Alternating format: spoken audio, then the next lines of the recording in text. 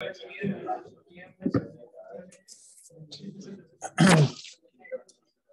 जनाब, क्या हाल चाल है आप लोगों के? Am I audible to everyone? Online students, तमाम online students, am I audible to you all? मैं ऑडिबल और विजिबल दोनों? आवाज बिल्कुल क्लियर आ रही है आप सबको?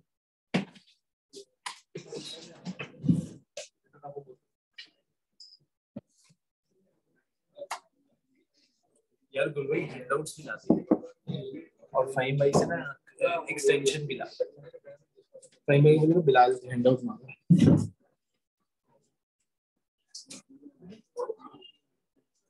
हम 2 मिनट और वेट कर रहे हैं, जरा सब ज्वाइन कर लें, फिर उसके बाद हम स्टार्ट कर रहे हैं।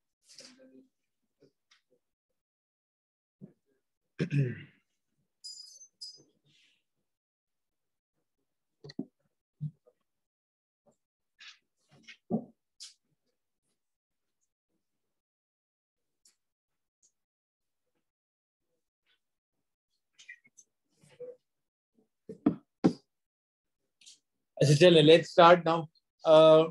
मेरा नाम शेख बिलाल हक है। मैं इस फील्ड पे और इस प्रोफेशन से कुछ तकरीबन अब 2018 से वाबस्ता हूँ, फ्रॉम एसबीएल। जब पहली अटेम्प्ट आई थी एसबीएल की सितंबर 2018 में, तो मैंने पहली मरतबा पढ़ाना शुरू किया था एसबीएल। ठीक है, तो मतलब कह ये सकते हैं कि एसबीएल की इनिशिएशन से लेके एसबीएल की अटेम्प्ट चेंज होने तक सारी चीजें जो है वो एक साथ ही हुई हैं। अच्छा, अब थोड़ा बहुत मैं अपने बारे में भी बता देता हूँ आपको। बाय प्रोफेशन मैं ऑडिटिंग फील्ड से ताल्लुक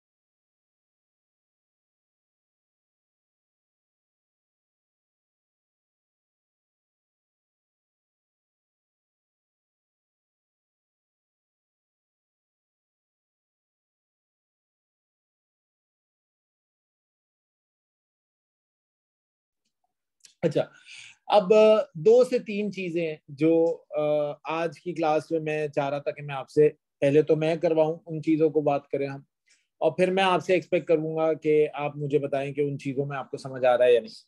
देखो, एसबीएल के बारे में सबसे पहले मेरा सवाल है, एसबीएल के बारे में क्या सुना, क्या होता है, क्या मसाइल हैं, सब्जेक्ट के बारे में क्या सुना हुआ है? Let me know. जी नहीं होने दिया वो, मैं असल में जब ऐसी बात बता रहा होता ना तो मैं करना पड़ता मुझे जरा। मैं आपको एक बेटा एक सेकंड।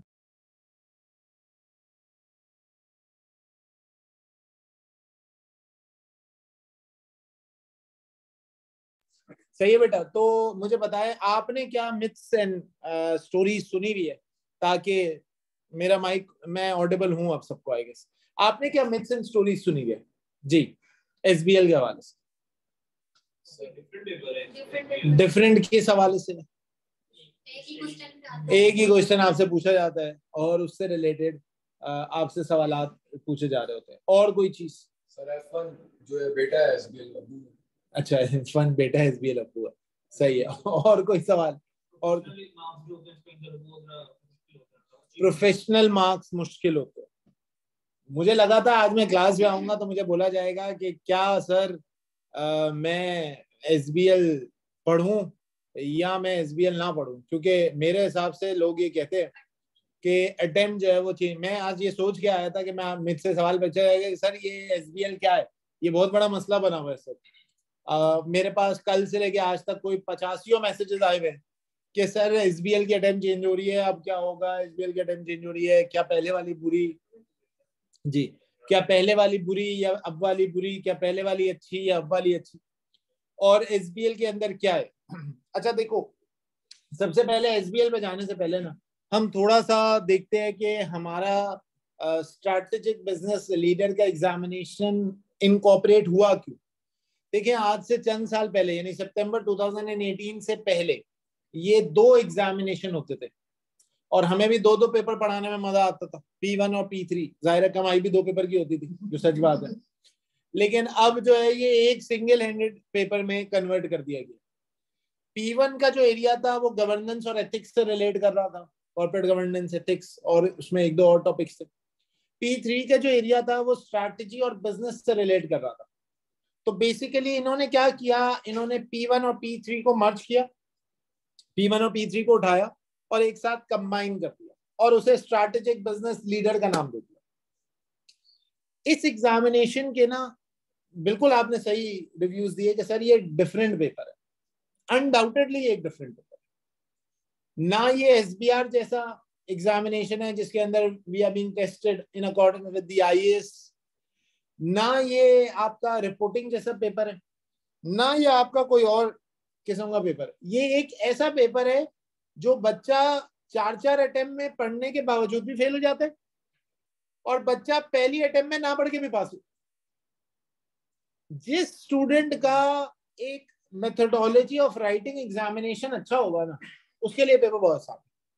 सर आपके किसी स्टूडेंट की कभी पोजीशन आई है, बेटा हमारे स्टूडेंट्स मोर देन 80% मार्क्स भी लेके बैठे हैं और हमने हिस्टोरिकली पिछली 5 अटेम्प्ट्स के अंदर ग्लोबल रिजल्ट से काफी ज्यादा आउटरीच किए, जिसकी मैं आपको एक छोटी सी मिसाल ये दे सकता हूँ कि लास्ट अटेम्प्ट में हमारा रिजल्ट वेंट मोर देन 57%, लेकिन आपके एसीसीए का जो रिजल्ट था दैट वाज अराउंड 49%। अच्छा, अब 2 सवालात पे मैं पहले बात शुरू करूंगा और फिर मैं एसबीएल पे आऊंगा, फिर मैं एसबीएल की मेथोडोलॉजी और पढ़ने के तरीके पे बात करेंगे। हमारी आज सिर्फ इंट्रोडक्शन, एक ओरिएंटेशन क्लास है। हमारा मकसद सिर्फ ये है कि हम चीजों को पहले समझें कि ये एसबीएल का सिनेरियो होता क्या है और क्यों हम इस स्पेसिफिक मॉडल को पढ़ के या इस पेपर को पढ़ के हमें क्या क्रक्स मौजूद होंगे। मेरा इस सवाल से पहले, इस जवाब से पहले मेरा आपसे एक क्वेश्चन है, आप में से कितने ऐसे हैं, एक सेकंड, हेलो,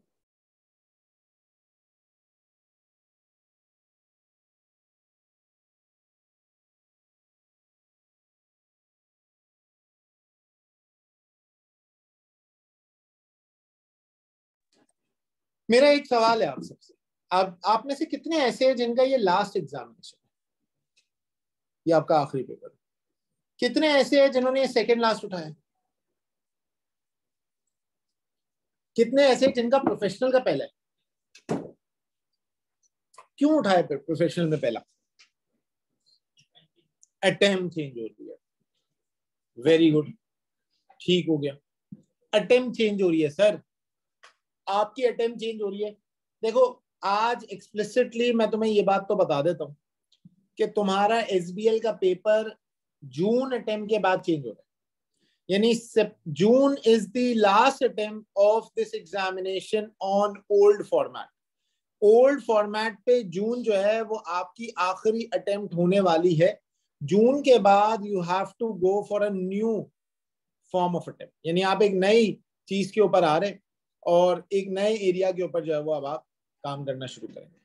तो जून से पहले क्या मामला है सर और जून के बाद क्या मामला है, इस पर सबसे पहले हम बात करते हैं and then we are going to see कि ये अटेम्प्ट का चेंज होने का सबसे मेजर या बेसिक रीजन क्या है। देखो, सितंबर 2018 से लेकर, आई होप सो ये मेरी स्क्रीन सबको विजिबल भी है, ऑनलाइन स्टूडेंट्स मुझे जरा वेरीफाई कर दें मेरी स्क्रीन आपको विजिबल है?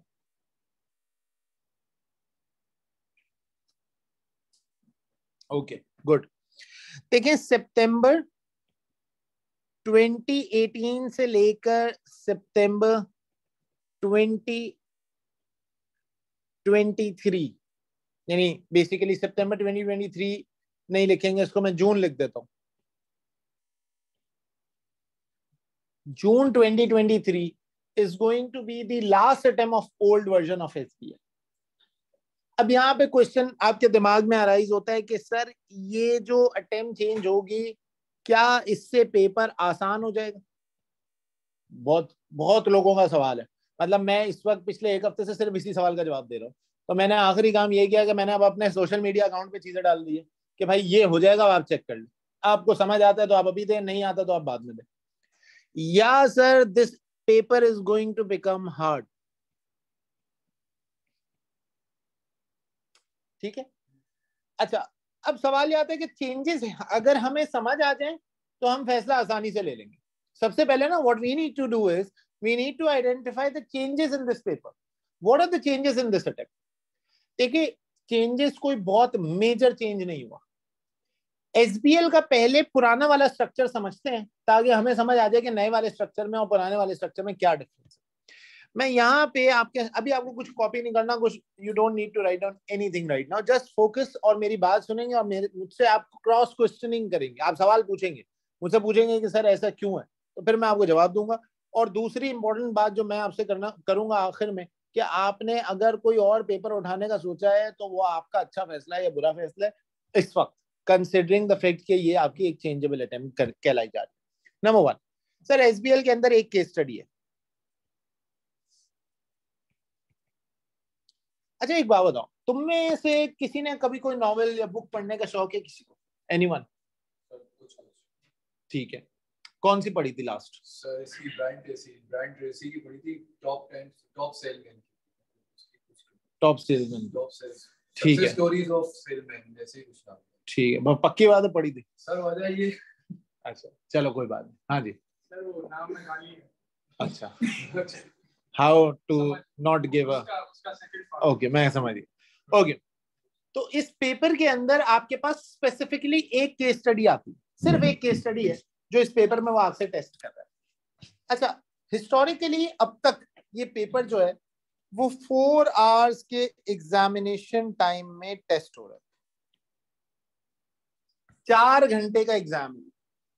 अब देखो बात सुनो, केस स्टडी का मतलब पता है क्या है? 12 पेज पढ़, 12 गॉडडैम पेजेस इन एग्जामिनेशन। यानी आप एग्जामिनेशन सिनेरियो में बैठे होंगे, आपने 1 घंटा बैठ के केस स्टडी पढ़ना होगा, 1 घंटे बाद उसमें से बहुत कुछ रिटेन करना होगा और अगले 3 आवर्स के अंदर आपने उसको जो है वो सामने पोर्ट्रे करना होगा। ये एक लिमिटेशन है पेपर की, ये एक पेपर की लिमिटेशन है राइट नाउ। आपके एसीसी ने इस लिमिटेशन को खत्म करने की पूरी कोशिश की नेक्स्ट अटेम्प्ट। तो सर फिर तो नेक्स्ट अटेम्प्ट वायबल है? नहीं। क्यों वायबल नहीं है नेक्स्ट अटेम्प्ट, और क्यों ये अटेम्प्ट अभी अच्छी है, इसके 2-3 रीजन मैं आपको अभी समझा देता हूं। सबसे पहली बात, इसमें एक केस स्टडी है, ये 4 घंटे का एग्जामिनेशन है। 4 आवर्स का मतलब है कि देखिए अगर हमने जिस चीज को अटेम्प्ट करना है, अगर हम उसको आज ही समझ लेना कि हमने करना है क्या एक्चुअली, तो हमारे लिए पढ़ना आसान हो जाता है। बेसिकली ये 4 आवर्स 2 हिस्सों में डिवाइडेड होते हैं। पहला हिस्सा आपका रीडिंग टाइम,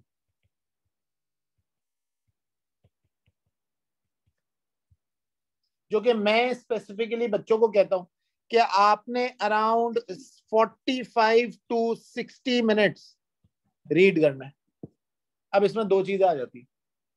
बच्चा कहता है सर मैंने तो पेपर, अच्छा पहले नमाज पढ़ ले, नमाज पढ़ ले। आप एक काम करते हैं, वी कैन टेक नमाज ब्रेक, ऑनलाइन वालों को भी कोई और ज्वाइन करे टिल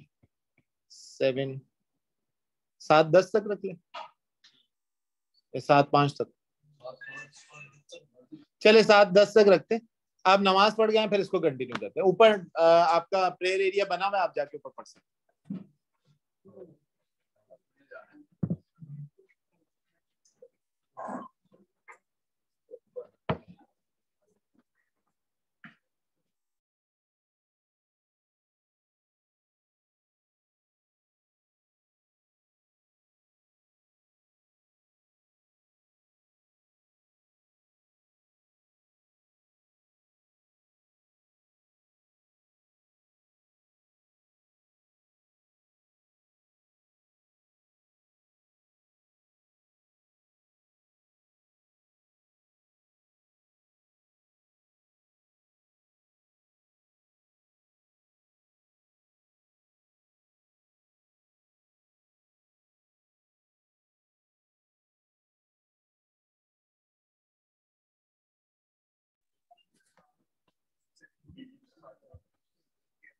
चलें जी। तो हम क्या बात कर रहे थे, हम ये बात कर रहे थे कि आपके पास जो एसबीएल की केस स्टडी है ना, वो बेसिकली 4 आवर्स के एक एग्जामिनेशन सिनेरियो में डिवाइडेड होगी। इस केस स्टडी के अंदर हमारे पास रीडिंग टाइम होगा, that is around 45 to 60 minutes. ठीक है, जब 4 घंटे का पेपर है तो आपको पता है कि टोटल टाइम कितना होता है बेटा, 6 into 4 280 240 सॉरी 240 मिनट्स।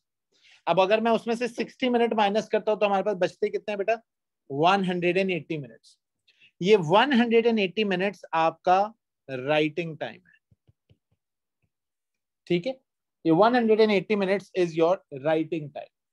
इसका मतलब है अगर मैं 180 मिनट्स को 100 मार्क्स के एग्जामिनेशन से डिवाइड करता हूं तो आपके पास 1.8 मिनट पर मार्क अवेलेबल है। अच्छा, 1 मिनट 1.8 मिनट पर मार्क, इसका मतलब अगर आपने 1 मार्क अटेन करना है तो आपके पास 1.8 मिनट अवेलेबल है राइटिंग का। अच्छा तो सर, तो फिर तो this seems very easy.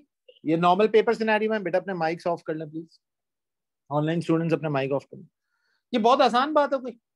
Sir normal scenario में भी देखा जाए तो ऐसा ही होता है। 180 मिनट आपके पास होते हैं, 180 मिनट को आप जो है वो डिवाइड करते हैं 100 मार्क से, तो 1.8 मिनट पर मार्क आपके पास वैसे भी अवेलेबल होता है। तो सर इसमें तो कोई हार्ड एंड फास्ट रूल नहीं है, there is nothing new in this, there is something new in this. Normal paper में आपने करना क्या होता है, आपने एक फाइनेंशियल स्टेटमेंट का सवाल सॉल्व करना है, 20 मार्क का 25 मार्क का, आपके पास 20 से 25 मार्क आ जाते हैं, हो सकता है आपको टाइम कम लगे। यहाँ पे सबसे बड़ा मसला क्या है, यहाँ पे सबसे बड़ा मसला ये है कि आपका हर क्वेश्चन आपस में कनेक्टेड होता है। इसका मतलब है कि थोड़ा सा अगर हम इस केस स्टडी को पहले देखते हैं कि केस स्टडी के अंदर है क्या क्या। देखिए आपके एसबीएल की जो केस स्टडी है ना, इसके अंदर आपको कुछ इंट्रोडक्शन दिया जाएगा। अब ये केस स्टडी रिलेट करेगी एक इंडस्ट्री से, एक इंडस्ट्री का सिनेरियो दिया हुआ होगा। फॉर एग्जांपल टेस्ला मोटर्स के बारे में बता रहा है आपको, फॉर एग्जांपल वो आपको एक मैन्युफैक्चरिंग कंसर्न कंपनी के बारे में बता रहा है, फॉर एग्जांपल वो आपको जो है वो एक जैसे लास्ट अटेम्प्ट के अंदर एक सर्विस कंसर्न कंपनी आ गया, आपके पास एक हॉस्पिटल इंडस्ट्री आ गया, आपके पास एक हॉस्पिटैलिटी इंडस्ट्री आ गया, होटल इंडस्ट्री आ गया, कुछ भी ऐसी चीज आ सकती है जो एक इंडस्ट्री से रिलेट करे। अच्छा तो सर फिर तो हमें इस इंडस्ट्री का पता नहीं होगा, ऐसा नहीं है। आपको पता हो ना हो, वो केस बड़ा वेल डिफाइंड होता है, आपको पढ़ने से पता चल ही जाएगा। जैसे एक मर्तबा मशीन लर्निंग पे सवाल आया, बिग डाटा और डाटा एनालिटिक्स पे सवाल आया, तो बच्चे जब शुरू में सवाल क्वेश्चन को अटेम्प्ट कर रहे थे ना, तो देवर ऑफ द व्यू कि सर मशीन लर्निंग का क्वेश्चन है, will we be in a situation to do this question. या मशीन लर्निंग का सवाल जब मेरे पास बच्चा प्रैक्टिस करने आया हुआ था और उससे पहले वाली अटेम्प्ट में आ चुका था, तो मुझे बच्चा कहता है सर मशीन लर्निंग तो हमें पता ही नहीं है। एंड जब बच्चे ने उस पेपर को पढ़ा तो उसने पेपर के अंदर जितने भी क्वेश्चन थे उनको अटेम्प्ट करने के काबिल था। तो इसका मतलब है something which you have not being known prior to the question, you can easily understand it within the question format or the case study that is being given to you and you can easily solve it. तो ये नहीं सोचना कि ये case study हमें बाहर से research करके जाना है, आपने कोई इंडस्ट्री पढ़ के नहीं जाना। हाँ कुछ टेक्निकल आर्टिकल्स होंगे, उसमें मैं बात करता हूँ थोड़ी देर में। तो सर आपको सबसे पहले एक इंडस्ट्री दी जाएगी, फिर उसके बाद आपको एग्जिबिट्स दिए जाएंगे। अब ये एग्जिबिट्स में क्या क्या होगा, एग्जिबिट्स का मतलब है कुछ chunks and pieces of information. इसमें वो आपको हो सकता है एक प्रेजेंटेशन स्लाइड दे दे, ये मैं शेयर कर दूंगा, मैं आपसे शेयर कर दूंगा बेटा, प्रेजेंटेशन स्लाइड दे दे। इसमें हो सकता है वो आपको प्रेजेंटेशन स्लाइड नहीं दे रहा, वो आपको हो सकता है 1 minute of meeting they they, 2 proposal के बारे में बता दे कि हम एक इन्वेस्टमेंट करने जा रहे हैं हमारी कंपनी, और 2 प्रपोजल है, प्रपोजल ए में पैसा लगाए या प्रपोजल बी में पैसा लगाए, 2 प्रपोजल से रिलेटेड बात बता दे। वो हो सकता है आपको एक ब्रीफिंग पेपर दे दे, या एक मेमो दे दे, या एक ईमेल दे दे। वो बहुत सारी इंफॉर्मेशन आपको प्रोवाइड कर सकता है। वो जो भी इंफॉर्मेशन आपको प्रोवाइड करेगा, आपने रिलायबली उस इंफॉर्मेशन को पढ़ना हो। सबसे पहले तो जब ये केस स्टडी फिर आपके पास एंड होगा ना, तो केस स्टडी के बाद आपके पास there will be 4 to 5 questions. कभी वो 4 सवाल पूछता है, कभी वो 5 सवाल पूछता है। 4 to 5 डिफरेंट क्वेश्चंस के अंदर they will be at least 2 to 3 parts. यानी मिसाल के तौर पे part A, part B, part C. अच्छा, अब एक चीट कोड बताने जा रहा हूं जिसकी वजह से बच्चा जो है वो काफी खुश हो जाता है। ये 4 से 5 सवाल, आपको सबसे बड़ा चैलेंज इस वक्त क्या लग रहा है इस पूरी कहानी को सुनने के बाद? रिटेन करना। पढ़ना मुश्किल नहीं, पढ़ तो लोगे यार, रिटेन करना मुश्किल है। सर मैं पहले एग्जिबिट को पढ़ूंगा ना पहले पेज पे। अच्छा, ये केस स्टडी होगी 12 पेजेस की, 12 गॉडडैम पेजेस, और ऊपर से अंग्रेजी में, और ऊपर से कंप्यूटर के सामने, और एग्जामिनेशन सिचुएशन में। मैं पता है क्या बात बोलता हूँ बच्चों को, मैं कहता हूँ actually SBL is not test of knowledge. Test of knowledge तो चलो आ ही जाती है, it is test of your nerves. ये आपके नर्व्स का, आपके आपके पेशेंस का टेस्ट। 4 घंटे में तुम्हें नींद भी आएगी, 4 घंटे में तुम उकता भी जाओगे, तुम्हारी टाइपिंग स्पीड भी कम हो जाएगी, तुम्हारी परेशानी भी आएगी, तुम्हें और भी 2-4 मामले नजर आ रहे हो। तुम 4 घंटे के अंदर यू विल बी प्रेशराइज्ड। शुरू का 1 आवर जब आप पढ़ोगे ना, और फिर थोड़ी देर के लिए बैठोगे और आप लिखना शुरू करोगे, आप बोलोगे मैं तो ब्लैंक हो गया, कुछ नहीं नजर आ रहा, अब पता नहीं मैंने क्या पढ़ा है। आहिस्ता आहिस्ता चीजें काबू में आना शुरू होंगी। काबू में कैसे आएंगी ये सुन लो यार। इस 4 से 5 क्वेश्चन में ना एक चीट कोड रखा हुआ, सुनो क्या यार। इसमें से जो 2 सवाल होंगे ना, वो इंटायर केस स्टडी से होंगे। वो बताता नहीं है, ये बताएगा नहीं। ये मैंने पिछले 11 अटेम्प्ट के पास पेपर्स निकाले और मैंने 11 अटेम्प्ट के पास पेपर का एनालिसिस कर लिया, मुझे समझ आ गई ये ऐसे ही कर रहा है। ये इंटायर केस से रिलेट करेंगे। Each and everything is going to relate to the entire case study. पूरी केस स्टडी इसमें नजर आ रही होगी, यानी पूरी केस स्टडी से आपको जो है वो क्वेश्चन बना के यूज करना पड़ेगा। ये पूरी की पूरी केस स्टडी से रिलेट कर रहा होगा, राइट? अच्छा, फिर इसके बाद ये तो पूरी पूरी केस स्टडी से आ गए। फिर इसके बाद जो रिमेनिंग 3 क्वेश्चन होंगे ना, वो 1-on-1 एग्जिबिट से।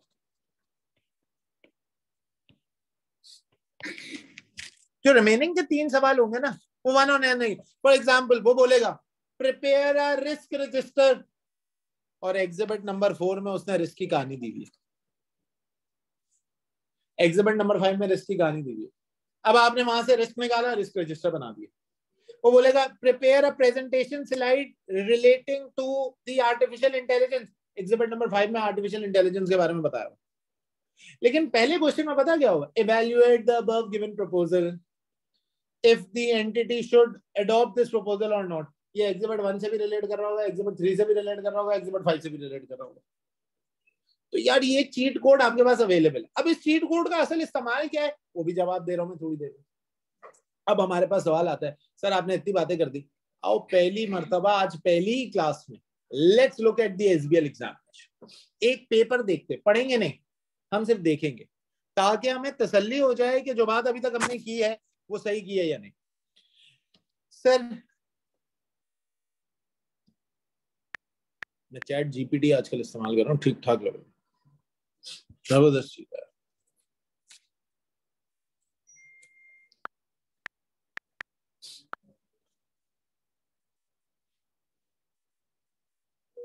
मैंने रैंडम एक पास पेपर खोला, मुझे नाम भी याद नहीं था, मैंने बस पीडीएफ लिखा, जो पहला पास पेपर आ रहा है वो मैंने उठा लिया।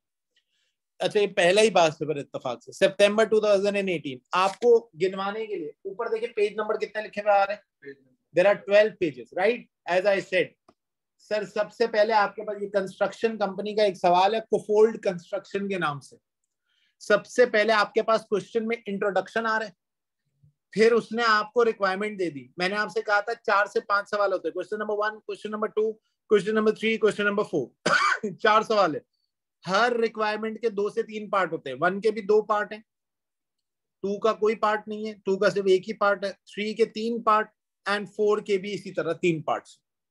तो आपके पास रिक्वायरमेंट आ गई। अब रिक्वायरमेंट के बाद देखो, अब आपके पास एग्जिबिट्स आना शुरू हो जाएंगे। चीफ एग्जीक्यूटिव की स्टेटमेंट दी हुई है उसने आपको, एग्जामिनेशन में पेपर के अंदर ही has given you a statement relating to chief executive, इसने आपको रिस्क की रिपोर्ट दी हुई है, रिस्क की रिपोर्ट दी हुई है, एनुअल रिपोर्ट से एक सेक्शन निकाला, बोलता है ये रिस्क की रिपोर्ट है, इस पे बात कर रहे हैं। फिर इसने आपको स्पेसिफिक रिस्क बताए हुए, फिर इसने बोला है announcing new road in beetle and गिमेविलिया द लेक सिटी, फिर उसके बाद इसने आपको एक फाइनेंशियल रिजल्ट भी दे दिया, इसने आपको एक फाइनेंशियल रिजल्ट भी दे दिया। ये रिजल्ट आपने देखा हुआ है, जिसने F9 पढ़ा हुआ है, जिसने SBR पढ़ा हुआ है, उसको ये रिजल्ट पता होगा। आपने देखा आपके पास कब ये बेसिकली बोरिंग कॉस्ट का सवाल लग रहा है मुझे, बोरिंग कॉस्ट का पार्ट है। फिर उसके बाद इसने एक PID दिया भाई, आपको नहीं पता होगा, और उसके बाद इसने मिनट्स ऑफ द मीटिंग दिया हुआ है, जिसमें ब्रूटन, एलन इमिना, ये आपके पास कुछ ऐसे लोग हैं जिनके दरमियान एक कन्वर्सेशन चल रही है, and he have identified you that specific conversation. फिर उसके बाद इसने बिग डेटा के बारे में बोला। अब आप खुद सोचो, इसके बाद उसके बाद बताते बताते में ही मुझे ऐसा लग रहा है that this is going to, और याद रखना ये वीडियोस नहीं है, ये प्रेजेंटेशन स्लाइड्स नहीं है, ये कंप्लीट फुल फ्लेज इंफॉर्मेशन है, ये आपके सामने कंप्लीट फुल फ्लेज इंफॉर्मेशन है which you have to read within the stipulated time period. एक स्पेसिफिक वक्त में आपने इसको पूरी की पूरी बात को समझना है, पढ़ना है, और उसके बाद इसको अकाउंट फॉर करना है। तो अब सवाल है, ये हमसे पूछता क्या है, इसके पेपर में कितने मार्क्स का क्या पूछा जाएगा, और उसको हम कैसे केटर करेंगे, हम कैसे उसको बेहतर बना सकते हैं। आओ वापस इस स्लाइड के ऊपर आते हैं। सर बड़ी इंपॉर्टेंट और बड़ी स्पेसिफिक बात, सबसे पहली चीज तो इस पेपर के स्ट्रक्चर में दो हिस्से हैं। मैंने आपसे कहा कि देखिए स्ट्रैटेजिक बिजनेस लीडर का एग्जामिनेशन इस वक्त दो हिस्सों के अंदर डिवाइडेड है, number 1 and number 2। Number 1 and number 2। Number 1 is the professional marks.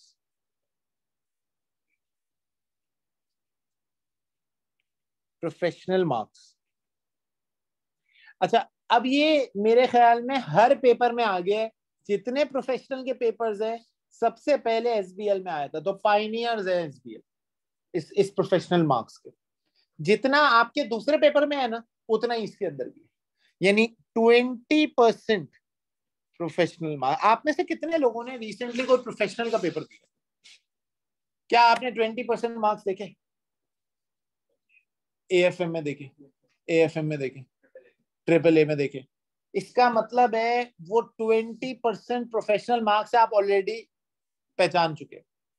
यार मैं पता है क्या कहता हूँ, मैं कहता हूँ ये 20% प्रोफेशनल मार्क्स आपके एक्चुअली कैश मार्क्स। क्या आपको उस वक्त ये कैश मार्क्स लग रहे थे जिन्होंने दिया? क्या आपको ये कैश मार्क्स लग रहे थे? लेकिन मैं आपको बताऊं ये इतने आसान नहीं है जितना मैं ये बता रहा हूं आपको इस वक्त, राइट? जितना भी आप इसे कैश बोल ले, आखिर में सबसे ज्यादा मरवाते यही मार्क्स है। बंदा टेक्निकल नॉलेज पे फिर थोड़ा बहुत जो है ना वो आंसर गेन कर जाता है, लेकिन प्रोफेशनल मार्क्स वो वाहिद मार्क्स हैं जो हमें आंसर गेन करने में मुश्किलात पैदा करते हैं। दूसरी चीज जो हमारे पास आ रही है that is the technical marks, और वो आपके पास कितना है बेटा? 80%। टोटल मिला जुला के we have a paper of 100 marks. यहां तक सबको क्लियर है?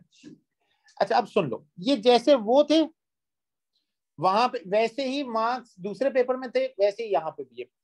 इसमें हमारे पास सबसे पहला स्किल क्या टेस्ट होता है? सबसे पहला स्किल हमारे पास टेस्ट होता है evaluation. Number 2 analysis. Number 3 communication.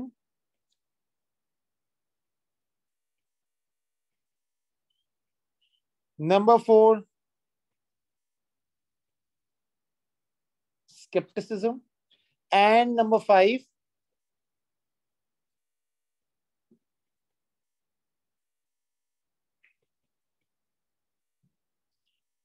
अब आई होप सो तुमने सारे स्किल्स देखे हुए होंगे पहले से कहीं ना कहीं। मुझे उम्मीद है कि तुम सबने इस स्किल्स को कहीं ना कहीं सुना होगा, लेकिन मैं आपको ना इसको आज देखने का नजरिया चेंज कर रहा हूं। सर ये आपने जरूर एसबीआर में या एएफएम में या ट्रिपल ए में या कहीं और किसी और प्लेटफॉर्म पे 4 मार्क्स से 20 मार्क्स तक जरूर आपने सुना होगा कि ये प्रोफेशनल मार्क्स एग्जिस्ट करते हैं। अब सुनो, देखो सबसे पहला फर्क और सबसे पहली चीज जो इसके अंदर आती है दैट इज एनालिसिस। एनालिसिस का मतलब होता है writing the situation, letting the reader know the situation in your own words.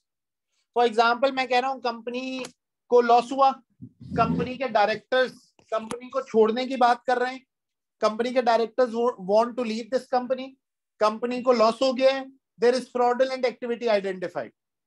ये 3 बातें आपको एग्जामिनर ने बताई है। अब मैं इन 3 बातों से एक मतलब निकाल, मुझे बोल रहे हैं evaluate the analyse the above given situation. मैं विदाउट गिविंग कंक्लूजन ऊपर दी हुई सिचुएशन को एनालाइज करूंगा। एनालाइज कैसे करूंगा? I will write that overall company position is deteriorating. This may be because the company is facing fierce competition and the number of competitors are increasingly very high in the current scenario. Along with this, the leadership of the company is not in a good position to work with loyalty within the company. तो मैंने क्या किया, मैंने वही 3 बातों को उठाया और रिफ्रेश करके अपने लफ्जों में लिखना शुरू कर दिया। This is what analysis is. लेकिन यार बच्चा कंफ्यूज पता है कहाँ होता है? बच्चा कंफ्यूज एनालिसिस में नहीं होता, बच्चा कंफ्यूज होता है एनालिसिस और इवैल्यूएशन में डिफरेंशिएट करना। बेटा एनालिसिस और इवैल्यूएशन में फर्क क्या है? इवैल्यूएशन का मतलब होता है एक ऐसा स्किल जो कंपनी को प्रोज एंड कॉन आइडेंटिफाई करवाए। यानी अगर मैं किसी चीज के प्रोज एंड कॉन्स आइडेंटिफाई करता हूं तो मैं इवैल्यूएट कर रहा हूं। अब इवैल्यूएशन स्किल ज्यादा से ज्यादा कहाँ आता है बेटा? इवैल्यूएशन स्किल ज्यादा से ज्यादा आता है जब आपको एक प्रपोजल के बारे में बताना होता है। आपसे कहता है कि यार मैं स्टील बना लूं या मैं गाड़ियां बना दूं। कंपनी के पास एक्सेस फंड मौजूद है और कंपनी डिसाइड कर रही है कि मैं स्टील बनाऊं या मैं गाड़ियां बना लूं। आपको एक फाइनेंशियल डेटा, एक फोरकास्टेड फाइनेंशियल डेटा दिया हुआ है और कुछ नॉन फाइनेंशियल पैरामीटर्स दिए हुए। इससे पहले कंपनी का स्टील में एक्सपीरियंस है। पाकिस्तान में अगर आप स्टील बनाते हैं तो गवर्नमेंट जो है वो आपको बड़ा सपोर्ट देती है, गवर्नमेंट आपके साथ बड़ा सब्सिडीज प्रोवाइड करती है, tax incentive, tax haven, so on and so forth. अब आप बताएं, evaluate the above given situation in regard with financial and non financial factor if the company should opt for the production of steel or the company should opt for the production of cars। ये आपसे सवाल पूछ लिया आपने। जैसे ही ये सवाल देखा आपने लिखा pros and cons of producing steel, pros and cons of producing car, और कंक्लूजन में लिखा the pros of producing steel in terms of financial and non-financial are better than producing car along with the data that I have given। मैंने आपको उसमें numbers भी दे दिए। फिर उसके बाद आता है कम्युनिकेशन। मैं कहता हूं this is actually wearing the hat strategy. बेटा वेयरिंग दी हैट स्ट्रैटेजी पता है क्या होता है? सुनो, मैं खुद एक कॉर्पोरेट सेक्टर से बिलोंग करता हूं, तो मैं जब बात कर रहा होता हूं ना अपने जूनियर स्टाफ से, तो मेरा उसे इंफॉर्मेशन डिलीवर करने का तरीका, और मैं जब बात कर रहा होता हूँ सीएफओ से, तो मेरा उसे इंफॉर्मेशन डिलीवर करने का तरीके में डिफरेंस होता है। When I am talking to CFO and when I am talking to the audit trainee, the biggest difference is कि जब मैं सीएफओ से बात करता हूँ ना तो मैं फाइनेंशियल डेटा पे बात करता हूँ। मैं बोलता हूँ देखिए सर, इस कंपनी का जो प्रपोजल है इसका हमारा रोस इतना आ रहा है, हमारी अर्निंग पर शेयर इतनी मूव हो रही है, इसके अंदर हम डाइल्यूटेड अर्निंग पर शेयर भी निकाल रहे हैं सर, डिविडेंड स्ट्रीम हमारी डिक्लाइन पे जा रही है, कंपनी की प्रॉफिटेबिलिटी के अंदर हमें री इन्वेस्टमेंट की जरूरत है, रिटेन अर्निंग्स हायर करनी है सर, हमारे जनरल रिजर्व्स खत्म होते जा रहे हैं सर, हमें शेयर प्रीमियम के बारे में सोचना चाहिए सर, हम डिस्काउंट पे शेयर दे सकते हैं सर, हम बोनस। अब अगर यही बात मैं ट्रेनी से करूंगा ना, ट्रेनी को कख नहीं समझ आना, तो मेरा कम्युनिकेशन स्टाइल ट्रेनी से अलग होगा, मेरा कम्युनिकेशन स्टाइल सीएफओ से अलग होगा। पेपर में वो तुम्हें 4 की क्वेश्चंस आइडेंटिफाई करने को कहेगा सबसे पहले। अब सुन लो पहली बात, ये मैंने अपना घरेलू टोटका निकाला हुआ एसबीएल का पेपर पढ़ाने का और एसबीएल के पेपर को अटेम्प्ट करने का। 4 सवाल आपने पेपर पढ़ते ही आइडेंटिफाई करने होंगे। नंबर 1, हु यू आर, इसका मतलब है पेपर में आपका एक रोल होगा। मैंने क्या कहा? हु यू आर, इसका मतलब है पेपर में आपका रोल होगा। आओ चेक कर ले, आओ देख लेते हैं। सर ये मेरा क्वेश्चन है,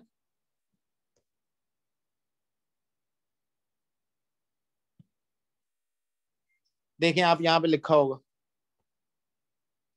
ये रहा, you are Alex the senior non executive director of CC, you are Jo Isa the project manager of the construction of the road in beetle.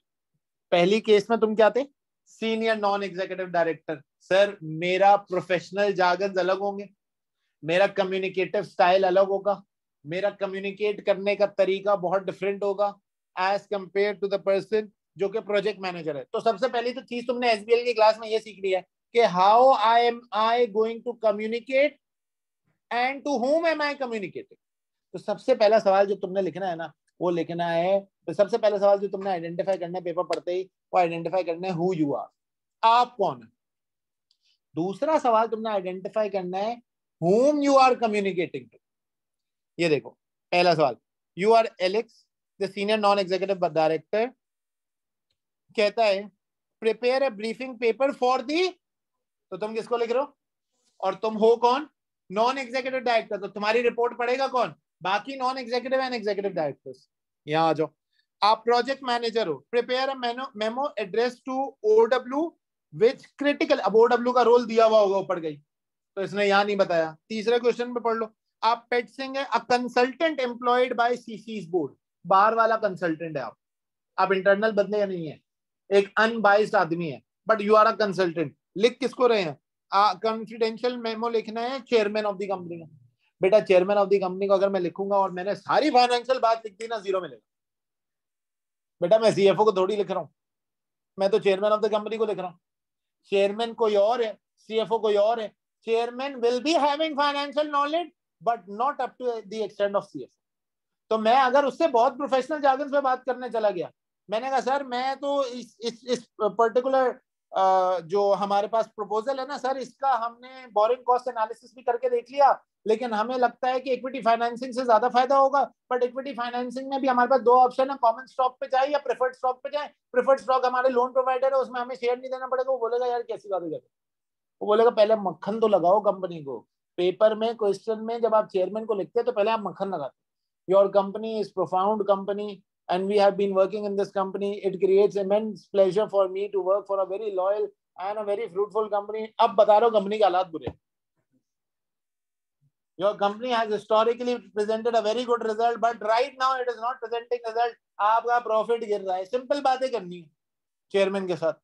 आपका प्रॉफिट गिर रहा है, आप अपने नॉन करंट एसेट बेच रहे हैं, आपको शर्म आ रही है बेच रहे, क्यों बेच रहे हैं आप नॉन करंट एसेट अपने, आपके फाइनेंशियल हालात सही नहीं है, आपके कैश फ्लो स्टेटमेंट अच्छी प्रोडक्शन नहीं कर रहा, आपके ओवरऑल ग्राफ नीचे जा रहा है। सर ये होता है आपका कम्युनिकेशन। तीसरी चीज, सॉरी चौथी चीज, आपका स्केप्टिसिज्म। सर स्केप्टिसिज्म का मतलब क्या होता है, शक नहीं, प्रोफेशनल शक।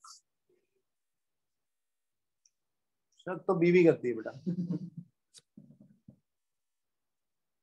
ये आपको आवाज आ रही है सबको,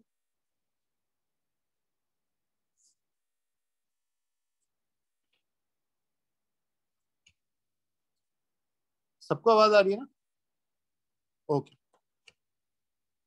जबरदस्त हो गया। शक नहीं, शक तो नॉर्मल होता है। प्रोफेशनल शक, प्रोफेशनल शक पता है क्या होता है, neither to consider a person to be good not to consider a person to be bad. आप डोंट जज a book by its cover, आपने बहुत मर्तबा ये कहावतें सुनी हुई हो। बेसिकली प्रोफेशनल शक का मतलब ये होता है कि आपने जब भी वैल्यूएशन कर रहे हैं तो आप बाइस्ड होकर जवाब नहीं देंगे। फॉर एग्जाम्पल आपसे मैं एक एग्जाम्पल आपसे पूछता हूँ, एक कंपनी है, एक एसबीएल का सिनेरियो, कंपनी है, कंपनी ने बताया अपनी सिचुएशन, कंपनी ने कहा कि हम इस तरीके से जो है वो अपना कंपनी के रिजल्ट चला रहे, कंपनी का काम लेट्स सपोज मार्केटिंग एजेंसी है, कंपनी प्रोडक्ट मार्केटिंग करती है, कंपनी एक थर्ड पार्टी एजेंट के तौर पे ऑपरेट होती है, और कंपनी के ये फाइनेंशियल हालात है। कंपनी सोच रही है कि किसी ऐसी मार्केट में चली जाए जहां पे कंपनी को ज्यादा अच्छे प्रोफाउंड रिजल्ट्स मिले और यहां से बंद कर दे। साथ ही साथ वो कह रहा है कंपनी जिस इकोनॉमी में जाना चाह रही है उस इकोनॉमी में डायरेक्टर के रिलेटिव्स मौजूद हैं, और डायरेक्टर कह रहे हैं कि मैं अपने रिलेटिव से ही मेजॉरिटी काम करवा लूंगा यानी थर्ड कॉन्ट्रैक्ट हासिल कर लूंगा और मैं अपने रिलेटिव्स के जरिए ही कंपनी को एक इनिशियल बूस्ट दिला दूंगा। अब आपने स्केप्टिसिज्म स्किल लगाना, आपसे पूछा जा रहा है कि चेयरमैन ऑफ द कंपनी ने आपको बोला right a secretive report in which you evaluate the directors option of moving the company from economy A to economy B, and also evaluate of he presenting himself in regard with getting approval for the contracts that he is presenting from his PR capacity. अब आप बोलेंगे भाई director क्यों ऐसा कर, क्या ऐसा objective है? कहीं डायरेक्टर का पर्सनल गेन तो नहीं है, कहीं वो ओवर प्राइसिंग तो नहीं करवाएगा, कहीं वो अंडर प्राइसिंग तो नहीं करवाएगा हमसे, कहीं वो ऐसा तो नहीं करेगा कि हमें एक्स्ट्रा चार्ज कर दे, कहीं वो ऐसा तो नहीं करेगा कि हम जिससे सर्विस ले रहे हैं वो लीगली सर्विस प्रोवाइडर ही ना हो। तो ये सारे सवाल आप पूछो। और last but not the least, commercial acumen. Commercial acumen का मतलब होता है 360 degree view of the company. 360 degree view of the company. मुझे एक एग्जांपल दो, मुझे मेरी बात सुनो। एक है प्रपोजल ए, एक है प्रोडक्ट ए, एक है प्रोडक्ट बी, एक है प्रोडक्ट सी। प्रोडक्ट ए की जो सेल्स है that is 100 rupees, product B की जो सेल्स है that is 150 rupees, product C की जो सेल्स है दैट इज 200 रुपीज। बताओ कौन सी अच्छी? वेरी गुड, वेरी गुड, नहीं बता सकते। इसकी जो कॉस्ट है दैट इज 70, 50, 210। अब कौन सी अच्छी? Very good.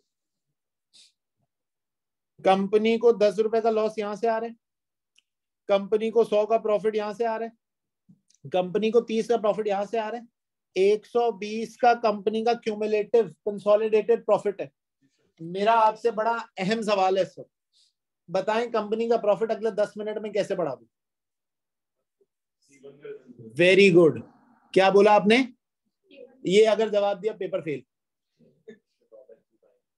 बेटा आपने सोचा ही नहीं कि सी जो है वो आपकी फिक्स कॉस्ट कवर कर रहा है। आप 10 रुपए बचाने की खातिर हो सकता है इस 210 में से 70 रुपए आपकी फिक्स कॉस्ट हो, जो कि आप बाकी में 2 में जब डालेंगे तो क्योंकि फिक्स कॉस्ट डालने से सेल्स नहीं बढ़ती तो वो आपका प्रॉफिट और खा जाएगा। ये मैं आपको अपनी तरफ से नहीं बना रहा। एसबीएल में एक सवाल पूछा, यही सवाल पूछा, बस उसने अंग्रेजी में पूछा, मैंने आपको उर्दू में 3 लफ्जों में बता दिया। उसने बोला ए बी सी बना रहे हैं, सी के हालात बुरे हैं, बच्चों ने नीचे लिख दिया बंद कर दो बंद कर दो बंद कर दो। उसने दोबारा बुलाया आपको, बोला ये ऑप्शन था, मुझे भी कभी किसी ने नहीं समझा। भाई बंद करना is not the right option. उसने नीचे बाकायदा फिक्स कॉस्ट दी हुई थी, बाकायदा वेरिएबल कॉस्ट दी हुई थी। आप देख रहे हैं बच्चों ने लिख के आगे बंद कर दो, उसने पेपर में आपको 0 दे दी। फिक्स कॉस्ट कैसे कवर करोगे अगर अभी तो सेल्स हो रही है ना? तो that is what commercial acumen है। आपने 360 degree view of the company लेना बेटा। एक्सपेंसेस को अब आप अपना ऑप्शन देते रहे, एक्सपेंसेस मिनिमाइज कर दे, मार्केट सेल्स बढ़ा दें, दूसरी प्रोडक्ट के साथ इसको कॉम्बिनेशन में बेच दें, आप प्रोडक्ट को जो है वो दूसरी मार्केट के अंदर बेचें, आप प्रोडक्ट में एफिशिएंसी ढूंढ लें, आप सस्टेनेबिलिटी ढूंढ लें, आप इकोनॉमीज ऑफ स्केल ढूंढ लें। अब ये बकवास तो बाद में हुई ना, आपने पहला ऑप्शन मुझे क्या दिया? बंद कर दो, बाद का तो आपका एक्यूमेन फेल हो। क्लियर होती है? तो आज यही तो रीजन है कि आज से पढ़ना इसीलिए तो शुरू कर रहे हैं, यही तो चीज सीखनी है हमने, वरना अंग्रेजी का पेपर है बाबू। ये अंग्रेजी का पेपर कुछ भी नहीं है इसके। अंग्रेजी का पेपर कोई भी सॉल्व कर सकता है जिसकी अंग्रेजी अच्छी है। पेपर में गिमिक्स यहां से शुरू जी। इंग्लिश किस लेवल की मतलब अभी वो मैं बात कर रहा हूँ। हाँ लेकिन सर मैं यही कह रहा था, मतलब आपने वो उसको कर दिया एक्सप्लेन कि वही वैल्यू एनालिसिस कर लें, बस ये हमने करना। अच्छा तो ये 4-5 स्किल्स आ गए सर। इस 5 स्किल्स का मार्क्स कितने टोटल? ये 20 नहीं मिलेंगे ऐसे, ये 20 नहीं मिलेंगे ऐसे। ये आपसे करेगा क्या? ये आपसे कहेगा कि ये 20 मार्क्स गेन करने के लिए आपने कुछ काम करना है एक्स्ट्रा। क्या? देखिए सबसे पहले तो आपके पास आते हैं प्रोफेशनल स्किल्स।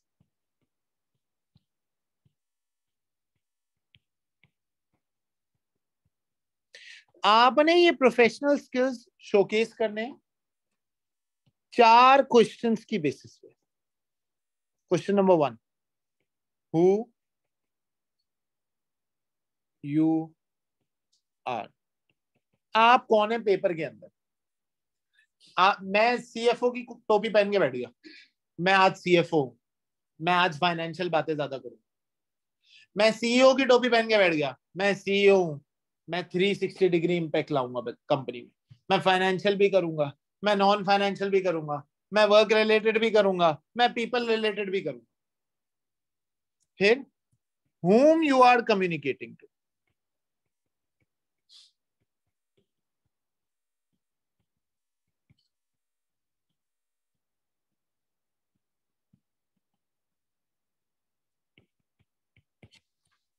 आप बात कर किससे रहे हैं, आप एक्चुअली किसको बता रहे हैं, आप एक्चुअली किससे कम्युनिकेट कर रहे हैं। मैं सीएफओ से कम्युनिकेट कर रहा हूं, तर्ज बयां कुछ और होगा। मैं सीईओ से कम्युनिकेट कर रहा हूं, तर्ज बयां कुछ और होगा। मेरा बात करने का अंदाज अलग हो जाएगा। सवाल number 3, what professional marks is tested. 5 में से कौन सा प्रोफेशनल मार्क टेस्ट हुआ है आपका? वो आपसे कहेगा आप स्केप्टिसिज्म दिखाएं, वो आपसे कहेगा आप क्या नाम है, कमर्शियल एक्यूमेंट दिखाएं, वो आपसे कुछ भी स्किल पूछ सकता है। लेकिन अब जो चौथा सवाल है ना, वो बड़ा इंपॉर्टेंट है और वो बहुत आसान है। क्या तुमसे रट्टा लगता है? कुछ लगाना पड़ेगा। देखो मैं आपको एक बात बताऊं, आज मेरी ना एसबीएल में थोड़ी बहुत जो सक्सेस है ना, उसका बहुत बड़ा रीजन ये है कि मैं आपको चीट कोड बता रहा हूँ। देखें ये पेपर अगर आप मुझसे ऑनेस्टली पूछे ना कि सर बिलाल ये पेपर 3 महीने में हो जाएगा, तो मैं आपसे कहूंगा हो तो जाएगा, पास तो मैं करवा दूंगा। लेकिन मैं तुम मुझसे पूछोगे कि सर बिलाल क्या ये पढ़ जाऊंगा, मैं पूरा पेपर समझ जाऊंगा, इतना बेहतरीन पेपर एसीसी ने बनाया है, तो मैं इस पूरे पेपर को दिमाग में बिठा लूंगा, तो आपको मैं ये कहूंगा 6 महीने भी कम। और हम यहाँ पे आए हैं पढ़ने की नीयत से, पेपर पास करने की नीयत से, इसके डेप्थ में मैं नहीं जा सकता। तो अगर कोई तुमसे मुझे कहता है ना कि सर मुझे तो इसके डेप्थ में जाना है, तो मैं कहता हूँ मैं वो राइट प्लेस नहीं हूँ कि आप जहाँ पे इस पेपर की डेप्थ के अंदर जाके इसको समझ सकते। It will take 6 to 8 months to समझ द इंटायर पेपर, या वो समझ ही नहीं आएगा। हाँ, पेपर को क्लियर करने के कुछ एरियाज हैं, कुछ चीट कोड्स हैं, सर वो बता दे, वो मैं बता दूँ और वो मैं क्लियर करवा भी दूंगा। आप बाहर आएंगे कहेंगे सर पेपर निकल गया, वो जो आपने बताई थी 4 बातें होगी, ये वही चीट कोड्स। चौथी चीज जो है that is which format is tested. अब यार फॉर्मेट की जो बात की जा रही है ना, आपसे पेपर में कुछ फॉर्मेट टेस्ट किए जाएंगे। आपके एग्जामिनर का एक कमेंट मैं पढ़ के बता रहा हूँ, majority of students wrote wrong format despite knowing the fact that just writing format will also let you gain marks. Examiner fail ही नहीं करना चाह रहा। एग्जामिनर पता है क्या बोल रहा है? बोल रहा है लेटर का फॉर्मेट याद कर लो, ईमेल का फॉर्मेट याद कर लो, प्रेस रिलीज का फॉर्मेट याद कर लो, ब्रीफिंग पेपर का फॉर्मेट याद कर लो, मेमो का फॉर्मेट याद कर लो, प्रेजेंटेशन स्लाइड का फॉर्मेट याद कर लो। ओ भाई अगर आपसे 10 फॉर्मेट याद नहीं हो रहे तो आप पेपर पास कभी भी नहीं कर सकते यार। वो कह रहे हैं फॉर्मेट लोगों ने गलत लिखा। सोचिए इतने 70-80 हजार 90,000 रुपए का ये पेपर है, जब तक आप बुक करेंगे 90,000 से ऊपर जा चुका होगा।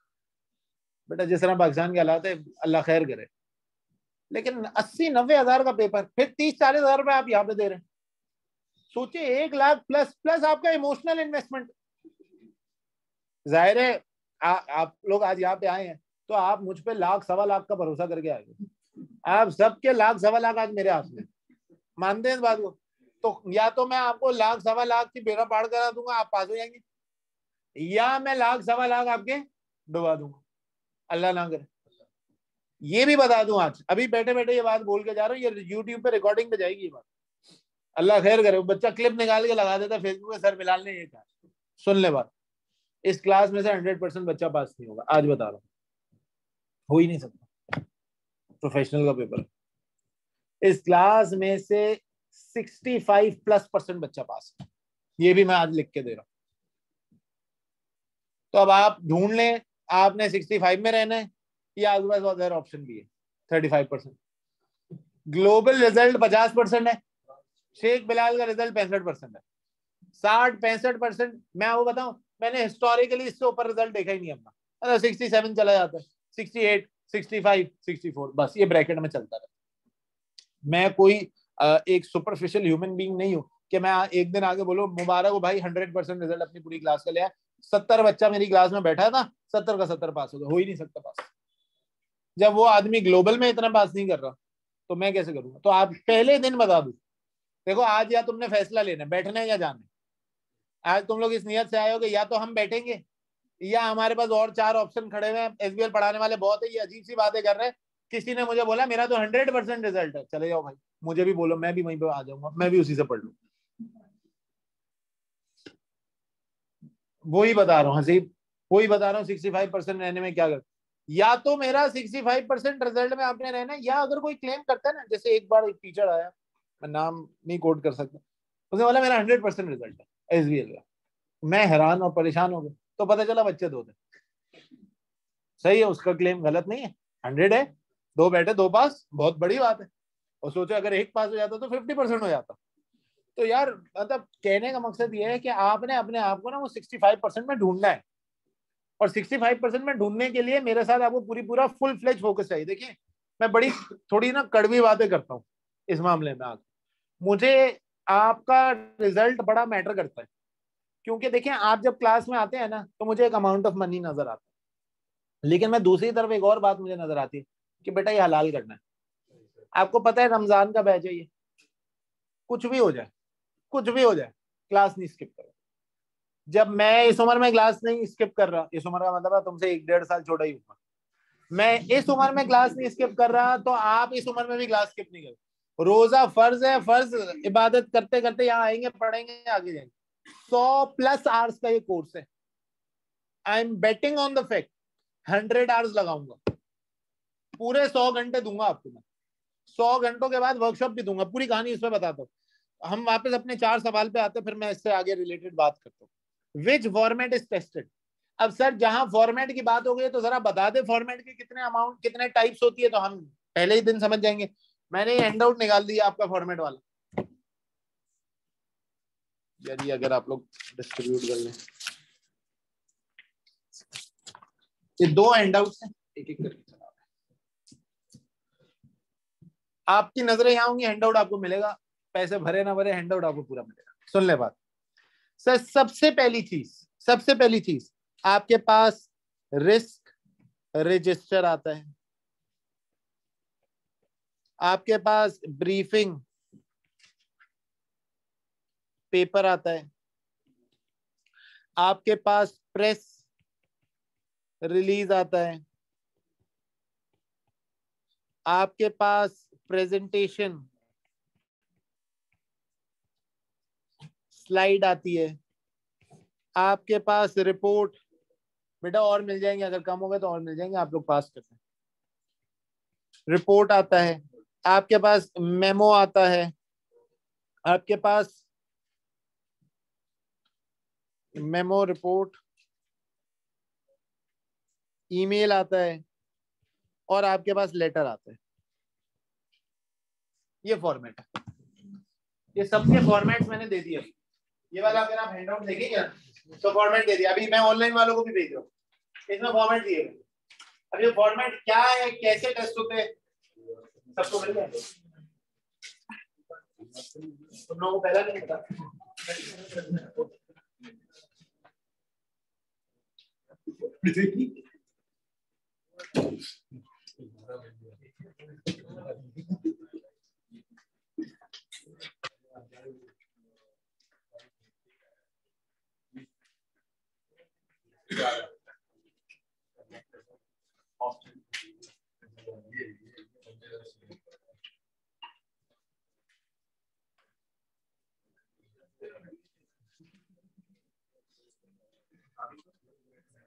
ये इशारा था।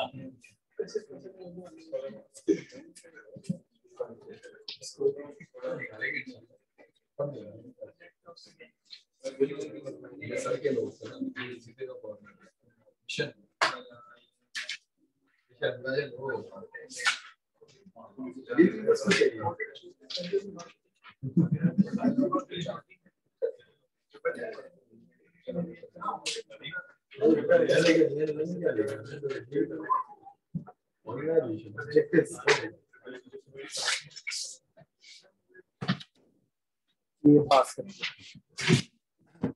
आपके पास ये फॉर्मेट्स, जरा फोकस फोकस फोकस, आपके पास ये सारे फॉर्मेट्स आपको टेस्ट करने के लिए आ रहे होंगे।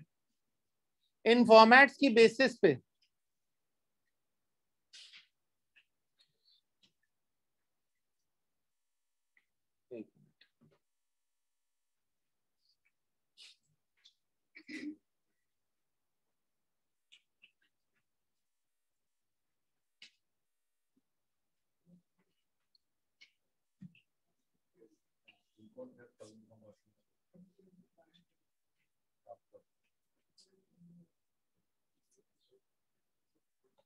अच्छा, इन फॉर्मेट की बेसिस पे आपको बेटा प्लीज इधर, इन फॉर्मेट पे आपको करना पता है क्या है?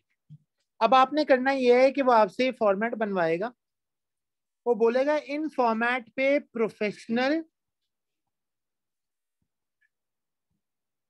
प्लस टेक्निकल मार्क्स शोकेस करो। यानी आपको मैंने एक फॉर्मेट दे दिया, इन फॉर्मेट्स की बेसिस पे अपने प्रोफेशनल और टेक्निकल मार्क्स को शोकेस करो और मैं तुम्हें मार्क्स दे दूंगा। अब ये जो टेक्निकल मार्क्स हैं ये हैं 80, प्रोफेशनल मार्क्स हैं ये है 20, मिला जुला के 100 मार्क का आपका पेपर है। क्लियर हो गई बात? 4 सवाल, 4 क्वेश्चंस जो हमें पेपर में जज करने हैं। 4 क्वेश्चन को जज करने के लिए लिखने का तरीका फॉर्मेट्स होगा। फॉर्मेट्स में मुझे प्रोफेशनल स्किल्स पूरे पेपर में डायरेक्टली ऐसे नहीं लिखोगे I am using scepticism, I am using scepticism, I am using scepticism, ये नहीं लिखोगे। आप लिखोगे ये स्केप्टिसिज्म स्किल है, ये प्रोफेशनल स्किल्स हैं, मैं इनको अपनी राइटिंग के अंदर आइडेंटिफाई कर रहा हूं, इनडायरेक्टली ये नजर आ रहे हो। मैंने आपको जैसे कहा कि बेटा ये आपके कैश मार्क्स है। मैं आपको सच बात बताऊं, इवन अभी भी अगर किसी का इंटेलेक्ट और लिखने का अंदाज अच्छा है ना, तो आप आज भी पेपर अटेम्प्ट करके ये प्रोफेशनल मार्क्स अचीव कर सकते हैं। अभी भी 20 मार्क्स आ गए। तो हमने पढ़ना किसके लिए? एक्चुअली हमने पढ़ना है 80 मार्क्स के लिए, लेकिन जिसका इंटेलेक्ट लेवल अच्छा नहीं है या जिसको प्रोफेशनलिज्म ये वाले मार्क्स समझ नहीं आते ना, तो उसको ये वाली चीज समझना बड़ा जरूरी है। अच्छा, और जरा चेक कर लेते हैं कि क्या 5 ही स्किल है हमारे पास पेपर के अंदर, और क्या 20 ही मार्क्स हैं। अगर हमने ये बात बोली तो आपकी ये बात जो है वो उसी वक्त क्लियर हो जाएगी। जरा देख लो, मैं इसी पेपर को बार बार खोलता हूं, आप कोई पेपर उठा लेना, सितंबर से लेके जून 2022 तक, 2023 तक कोई पेपर उठा लेना, आपको इससे ज्यादा मार्क्स नहीं मिलेंगे, 5 से ज्यादा फॉर्मेट वो नहीं मिलेंगे आपको। मैं आपको ये चारों चीजें बता रहा हूँ, जरा देखिए। Required prepare a briefing paper, कहा था ब्रीफिंग पेपर पूछ सकते हैं, पहले हम ये देख लेते हैं पूछ क्या रहे। फिर दूसरे में प्रिपेयर अ मेमो, कहा था मेमो पूछ सकता है आपके पास, ये रहा, ये देख लें आप, प्रिपेयर अ मेमो। फिर उसके बाद नेक्स्ट रिक्वायरमेंट में आ जाओ, प्रिपेयर अ कॉन्फिडेंशियल मेमो। एक ही बात है, मेमो लिख दो, सिर्फ सब्जेक्ट चेंज हो जाएगा, कॉन्फिडेंशियल मेमो हो जाएगा। आपने पर्चा बंद करके नहीं भेजना, आपने जैसे मेमो लिखते हैं वैसे ही लिखना, बस नाम चेंज हो जाएगा। फिर कहता है prepare a briefing paper, part C पढ़ लो, प्रिपेयर अ ब्रीफिंग पेपर। फिर प्रिपेयर 2 प्रेजेंटेशन स्लाइड। सर वहां पे प्रेजेंटेशन स्लाइड भी बनानी पड़ेगी? हाँ, मजबूरी है, करना, पास करना तो बनाना पड़ेगा। तो ये तो आगे आपके पास जो है फॉर्मेट्स। अब दूसरी बात सुन लो, दूसरी अहम बात सुनो। फॉर्मेट के बाद जो मैंने आपसे कहा था कि आपने पेपर के अंदर प्रोफेशनल मार्क्स ढूंढने हैं और वो 20 होने चाहिए। ये देखें, professional skill marks are available for demonstrating commercial acumen. कह रहे कमर्शियल एक्यूमेंट शो करने के मार्क्स दूंगा, कह रहे कमर्शियल एक्यूमेंट शो करने के मार्क्स दूंगा अगर, एक मिनट इसको डाउनलोड ही कर लो तो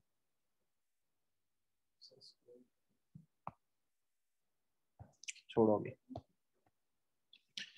कह रहे professional marks are available for demonstrating commercial acumen. Marks कितने हैं?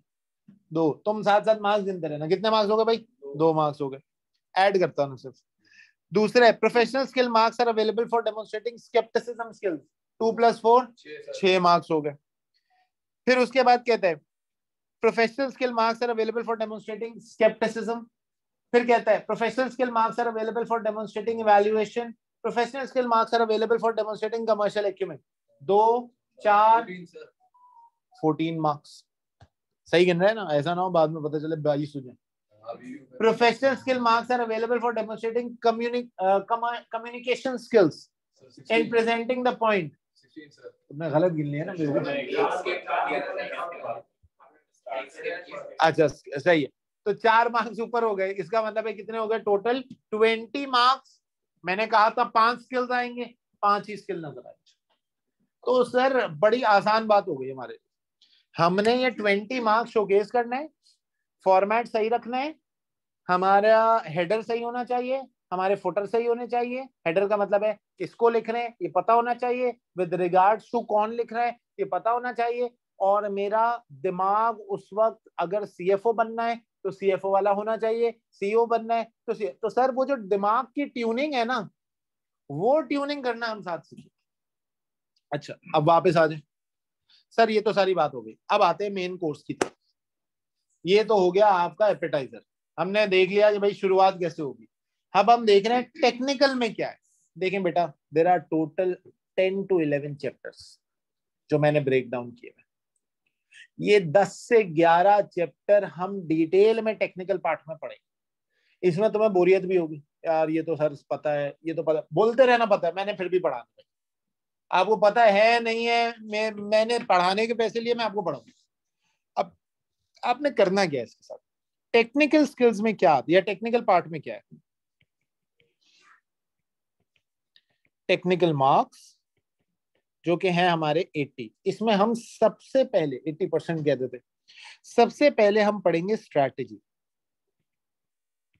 इसके हैं बेटा 3 पार्ट्स। फिर हम पढ़ेंगे लीडरशिप, इसके हैं 2 पार्ट्स। फिर हम पढ़ेंगे गवर्नेंस, इसके भी हैं 2 parts, shareholder and stakeholder वाला पार्ट। फिर हम पढ़ेंगे अपना एथिक्स, फिर हम पढ़ेंगे ऑडिट एंड इंटरनल कंट्रोल, फिर हम पढ़ेंगे change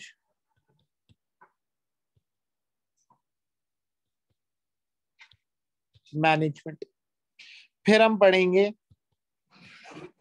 big data and artificial intelligence, फिर हम पढ़ेंगे आपका फाइनेंशियल एरिया, जिसमें हमारे आरओआई क्या होता है, रोस क्या होता है, ईपीएस क्या होता है, सेंसिटिविटी एनालिसिस कैसे निकाला जाता है, एनपीवी क्यों निकालते हैं, आईआरआर क्या होता है, ये सारी चीजें। ये सारी चीजें पढ़ने के बाद हमारा जो आखिरी एरिया होगा ना, वो होगा प्रैक्टिस। अच्छा अब मैं तुम्हें बाखुदा एक सच बात बता रहा हूं, मैंने लास्ट अटेम्प्ट में ना, मैं ये प्रूफ भी दे रहा हूं, मैंने लास्ट अटेम्प्ट में अपने कोई, अगर मैं गलत ना हो जाऊं तो मैं इस वजह से इसका फिगर निकाल रहा हूं,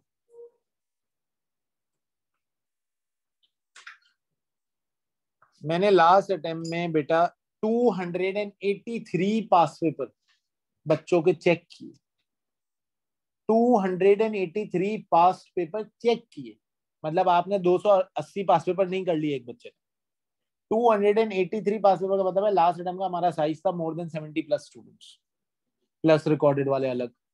तो वो जब साइज इतना बड़ा होता है ना, तो नंबर ऑफ पास पेपर भी ज्यादा होते हैं।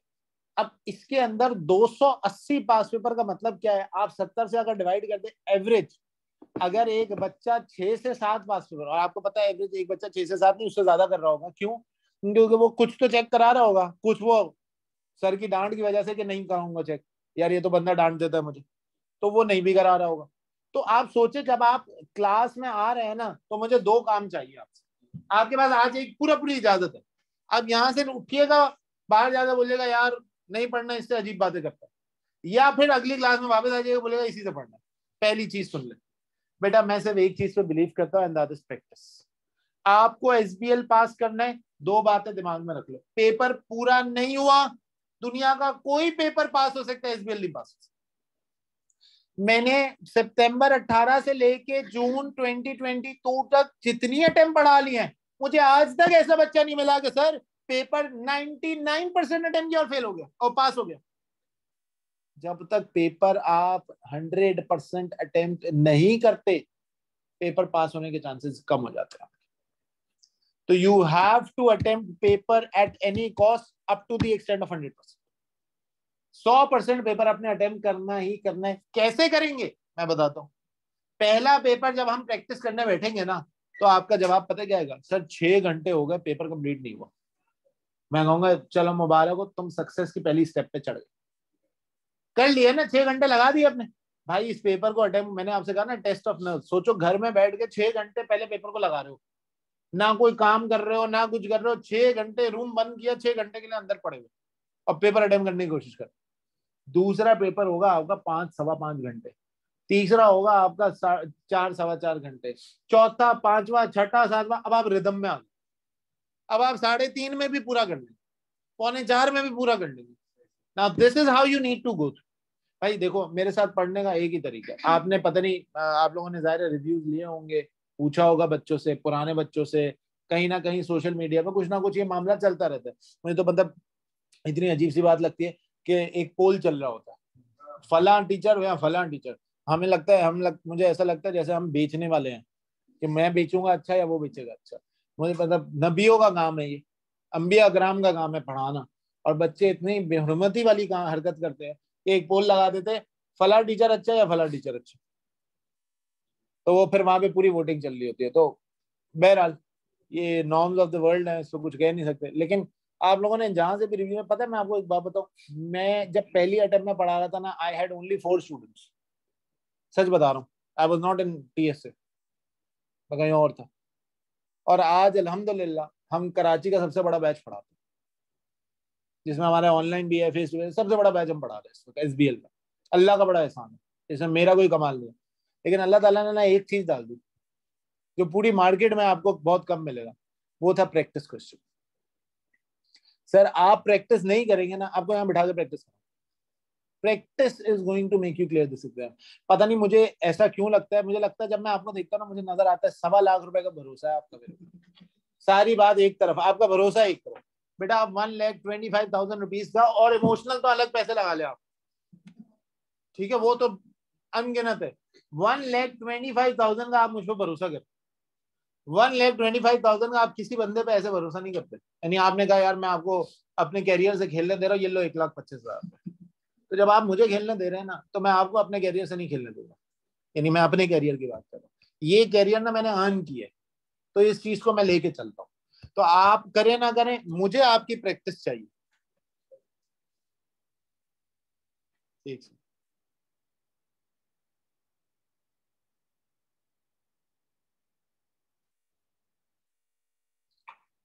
मुझे आपकी प्रैक्टिस चाहिए। और अगर आप मुझे मेरी प्रैक्टिस करके देंगे तो आपके पेपर के सक्सेस होने के चांसेस मैं बता रहा हूं बढ़ जाएंगे, गारंटी के साथ। तो हमने इस अटेम्प्ट में भी ये किया है। अच्छा, इस अटेम्प्ट में हमने एक नई चीज भी इनकॉर्पोरेट की है मैंने, क्योंकि हमारे पास ऐसी अटेम्प्ट है जिसको मैं लिटरली कहूँ, इट्स अ गोल्डन अटेम्प्ट। आप लोग बड़े लकी हो, this is honestly a golden attempt. मैं मजाक नहीं कर रहा, उसका रीजन बताता हूँ क्यों। बेटा ये आपकी एक ऐसी अटेम्प्ट है जिसको मैं गोल्डन इसलिए कह रहा हूँ क्योंकि ये लास्ट अटेम्प्ट है ना, नेक्स्ट उससे आने से पहले। बेटा एक टेक्निकल इशू आया, एक सेकंड, ऑनलाइन स्टूडेंट्स एक मिनट, एक टेक्निकल इशू।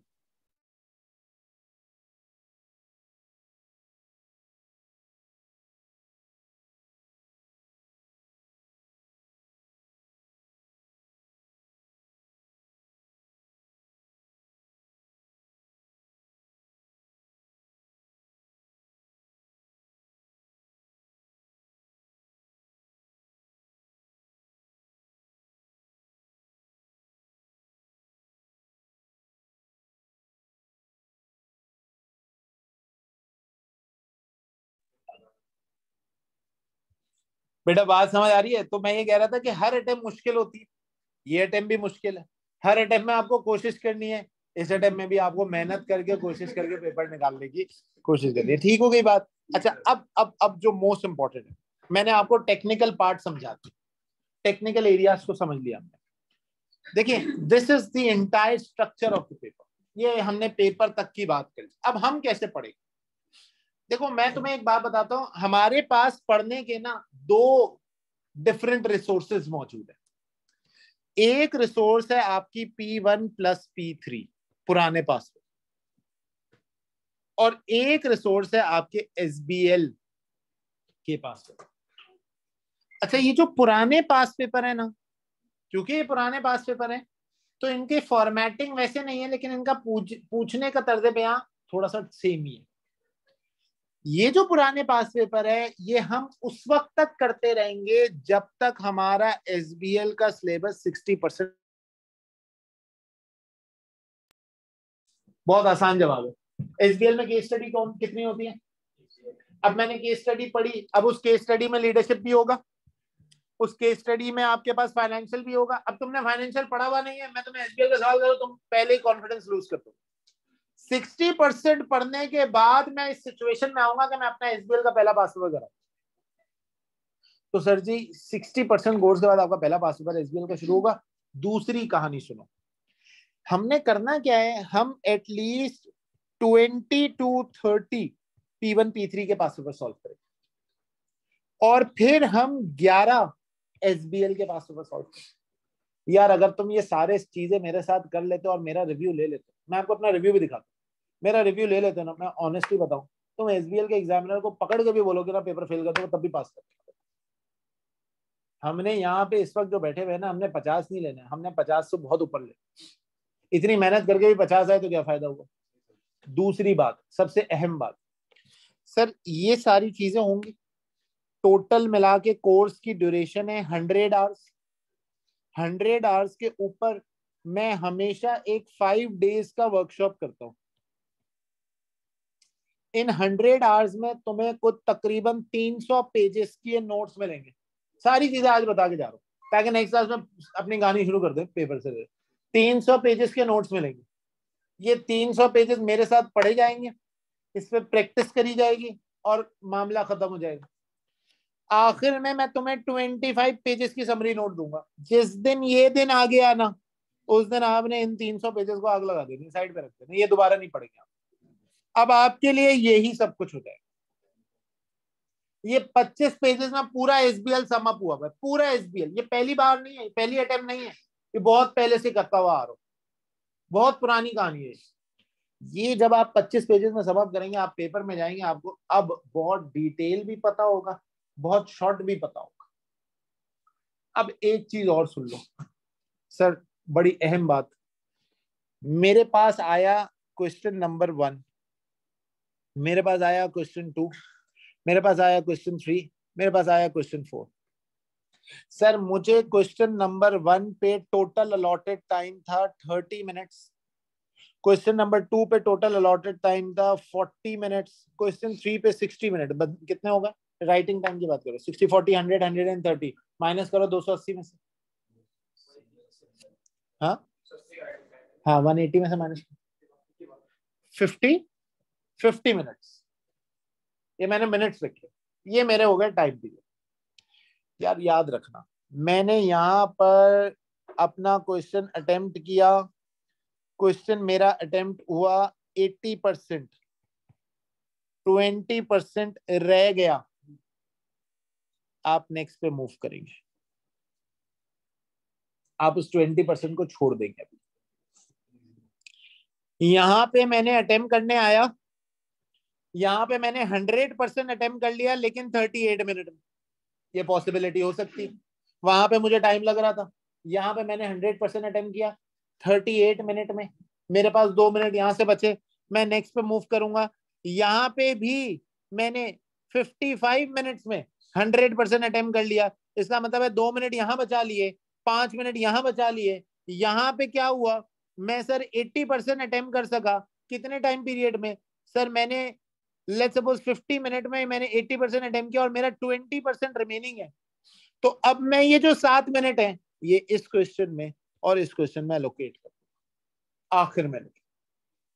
सर अब आपने ये बात क्यों बताई, अगर मैं शुरू में ही कर दूं तो क्या नुकसान होगा? आओ मैं बताता हूँ क्या नुकसान होगा। तुम शुरू में ना अपने टाइम को मैनेज नहीं, यानी ये 7 मिनट एग्जैक्टली प्रिसाइज करके निकाल नहीं सकते। आखिर में तुम्हें पता होगा यार ये मेरे पास वॉच है, 7 मिनट बचे हैं, 7 में 3 मिनट इस पे लगाऊंगा, 5 मिनट 4 मिनट इस पे, 4 मिनट इस पे, 3 मिनट इस पे। You can precise your self and gain marks. Smart worker बनना है। सर नहीं सर, मैं तो दूसरी स्ट्रेटेजी पे जाऊंगा।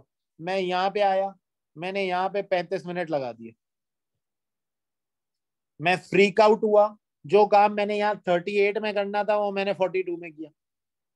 मुझे और टेंशन हुई, मैं यहाँ पे आया, मैंने 55 मिनट लगाने के बजाय यहाँ पे 65 मिनट लगा दिए और ये पूरा सवाल छोड़ दिया। ये सवाल था 1-on-1 एग्जिबिट से रिलेटेड। ये सवाल था इंतहाई आसान, रिस्क ढूंढना था। रिस्क की आइडेंटिफिकेशन मैं वैसे डबल ए ट्रिपल ए में कर चुका था। रिस्क की आइडेंटिफिकेशन करनी थी, रिस्क के कॉन्सिक्वेंसेस बताने थे, रिस्क का इम्पैक्ट बताना था और रेक्टिफिकेशन बताने थे। 3 कॉलम में सवाल करना था, मैं छोड़ के आ गया।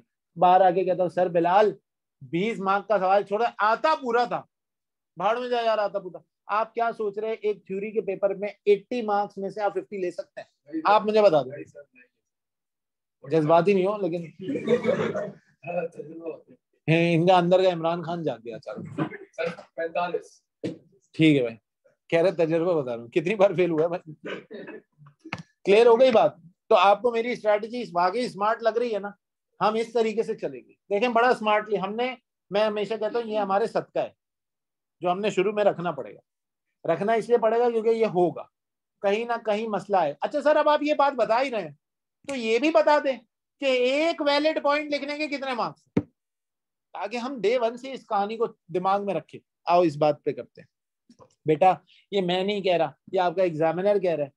अगर आप एक वैलिड पॉइंट लिखते हैं ना तो आपको मिलते हैं 2 मार्क्स। मैं एग्जामिनर कमेंट दिखाऊंगा, परेशान नहीं हो। सर बिलाल झूठ तो नहीं बोल रहे आप? नहीं झूठ नहीं बोलता, सही बात बता रहा हूं। एक वैलिड पॉइंट लिखने के 3 सर, एक वैलिड पॉइंट लिखने कितना बड़ा होना चाहिए? Not more than 2 to 3 lines typed.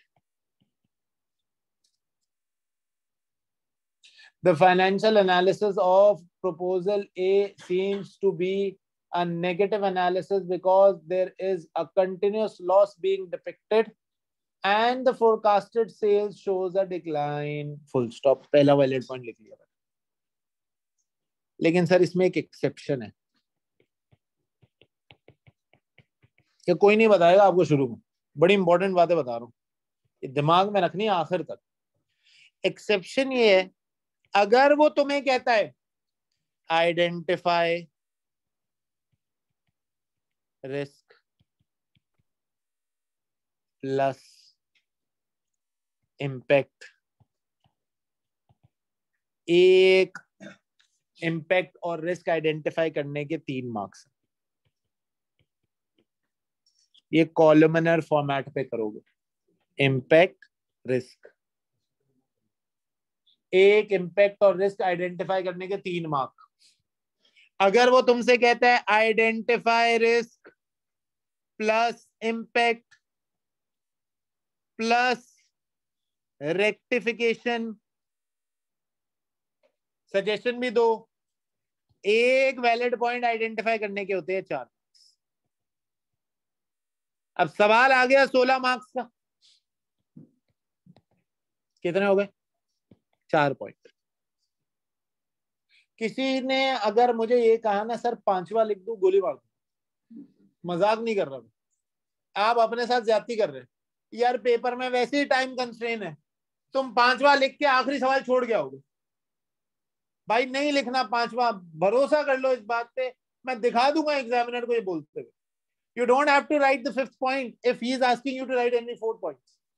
Sir मुझे 5वां मिल रहा है, सदका दे दें उस 5वें का यार, नहीं करें उसको लिख के। आप लिखने से कहते क्या होगा, आप गलत करके आ जाएंगे अपना। तो सर अगर मैंने इस 4 में से ही गलत किया, आपको पता है इस 4 को जो मैंने बनाया हुआ है ना, इसके अंदर एक छुपी हुई बात है। मैंने ऑलरेडी एक एक्स्ट्रा कंटिजेंसी डाली हुई, आपका एग्जामिनर कहता है, ये बात मुझे ये मैं बता रहा हूं, सुन के भूल जाना। आपका एग्जामिनर कहता है मैं पॉइंटर जो मानता हूं ना वो टेक्निकल को मानता हूं। यानी अगर एक सवाल है, इसके 12 टेक्निकल मार्क्स है और प्रोफेशनल 2 मार्क्स है, तो टोटल कितने हो गए? आपका एग्जामिनर पता है क्या कहता है? कहता है 12 को डिवाइड करो 2 से। लेकिन आपका टीचर ये नहीं कहता। आपका टीचर कहता है 14 को डिवाइड करो 2 से। जब तुम 12 को 2 से डिवाइड करोगे तो कितने पॉइंट बनेंगे? 6। और 14 को करोगे तो अब वो तो 7 पॉइंट हो गए। तो अब वो तुम्हारा मसला हल हो गया कि सर अगर मेरा 1 पॉइंट ऊपर गलत हो गया तो वो बेटा तुमने ऑलरेडी कंटीजेंसी में डाल दिया। तो सर इससे भी तो टाइम बढ़ जाएगा, आप 1 पॉइंट एक्स्ट्रा लिखवा रहे हैं। नहीं बढ़ेगा बेटा, जब तू मेरे साथ 7 सवाल करेगा ना तो तू चीखे मार रहा होगा कि यार सर मैंने 3.5 घंटे में पेपर कर दिया, ये कैसे हो गया सर? ये होगा। क्लियर होती है बात सबको?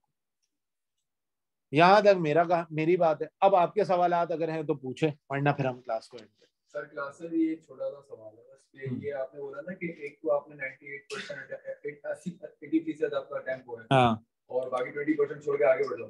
और वहाँ आपने मुझे वो अभी बताया सबको कि आपने पेपर 100% अटेम्प्ट। आपने बात आधी सुनी, मैंने आपसे कहा आपने वापस आना है भाई, वापस ना आने का टाइम मिले फिर इन्ना लिल्लाहि व इन्ना इलैहि राजिऊन। फिर आप दुआएं करो, मुसल्ले पे बैठ जाओ, लाख सवा लाख डूब गए आप। कोई करने से भी नहीं बच सकते क्या? एग्जामिनर को जानते हैं तो बच जाएंगे, मतलब और तो कोई तरीका नहीं। कहीं ना कहीं से बचा, यही ना, कहीं ना कहीं से कैसे बचेंगे? ऐसे नहीं होता ना, करेंगे इस पे और बात। और कोई सवाल?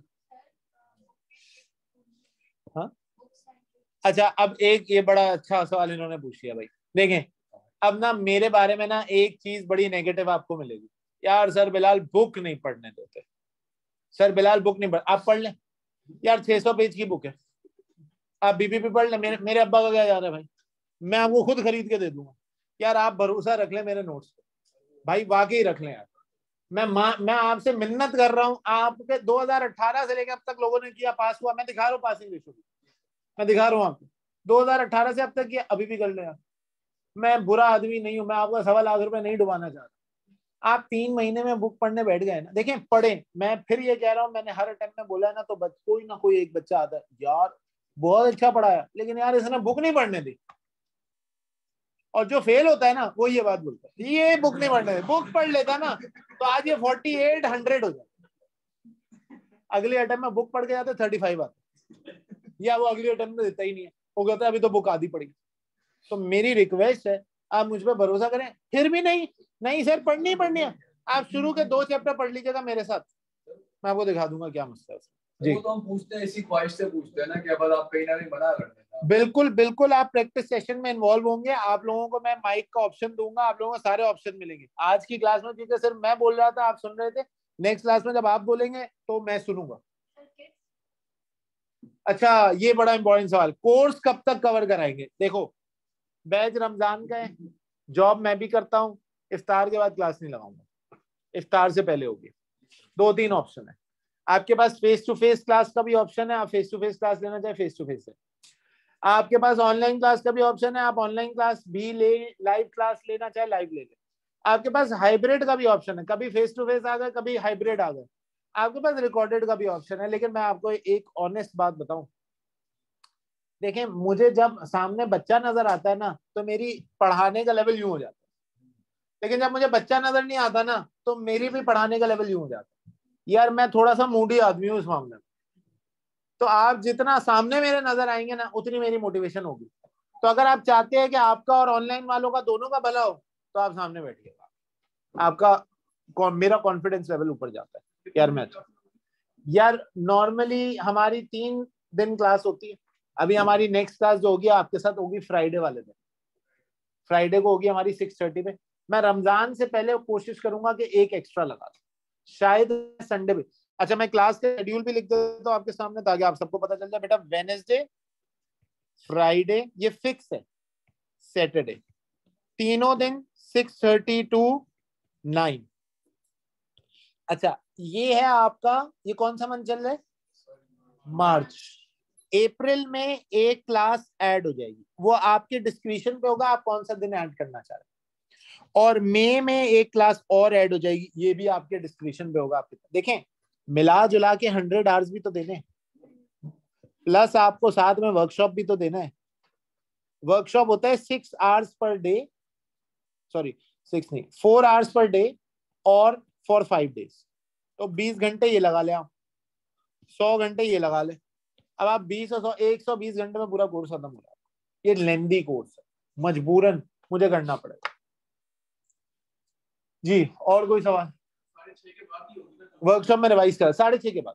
नहीं नहीं, रमजान में 6:30 के बाद नहीं। रमजान में यार अभी हमने डिसाइड नहीं किया, मेरा जरा ऑफिस के टाइमिंग आ जाए तो मैं तुम्हें बता देता हूँ, बट मोस्ट प्रोबेबली 4 सवा 4 बजे शुरू करें, 4:15 to 6:15 जाएंगे या 6 o'clock पे। थोड़े रोजे खुलेंगे रास्ते में, लेकिन मैं क्या करूँ, आप मुझे ले जाएं इफ्तारी पे, मैं साथ चलने को तैयार हूँ। मैं तो ढूंढता हूँ ऐसे बच्चों को, किट भी मैं अपनी दूंगा। आप सिर्फ मुझ पर भरोसा करना है, आपने कुछ नहीं करना। आपने किट नहीं खरीदनी, आपने बुक नहीं खरीदनी, आपने मेरी किट खरीदनी। मेरी किट उसी से बनी हुई है, वो मैं आपको प्रोवाइड कर दूंगा।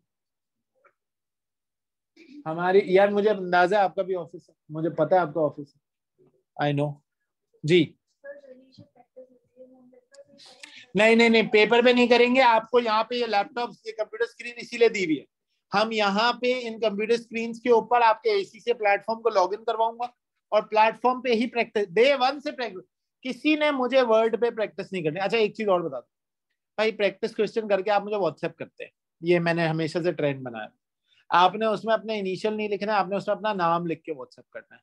मैं ना क्या करता हूँ, हर अटेम्प्ट में बच्चे का ना एक रिपोर्ट बनाता हूँ ऐसे, पेपर 1 गलतियां, पेपर 2 गलतियां, पेपर 3 गलतियां।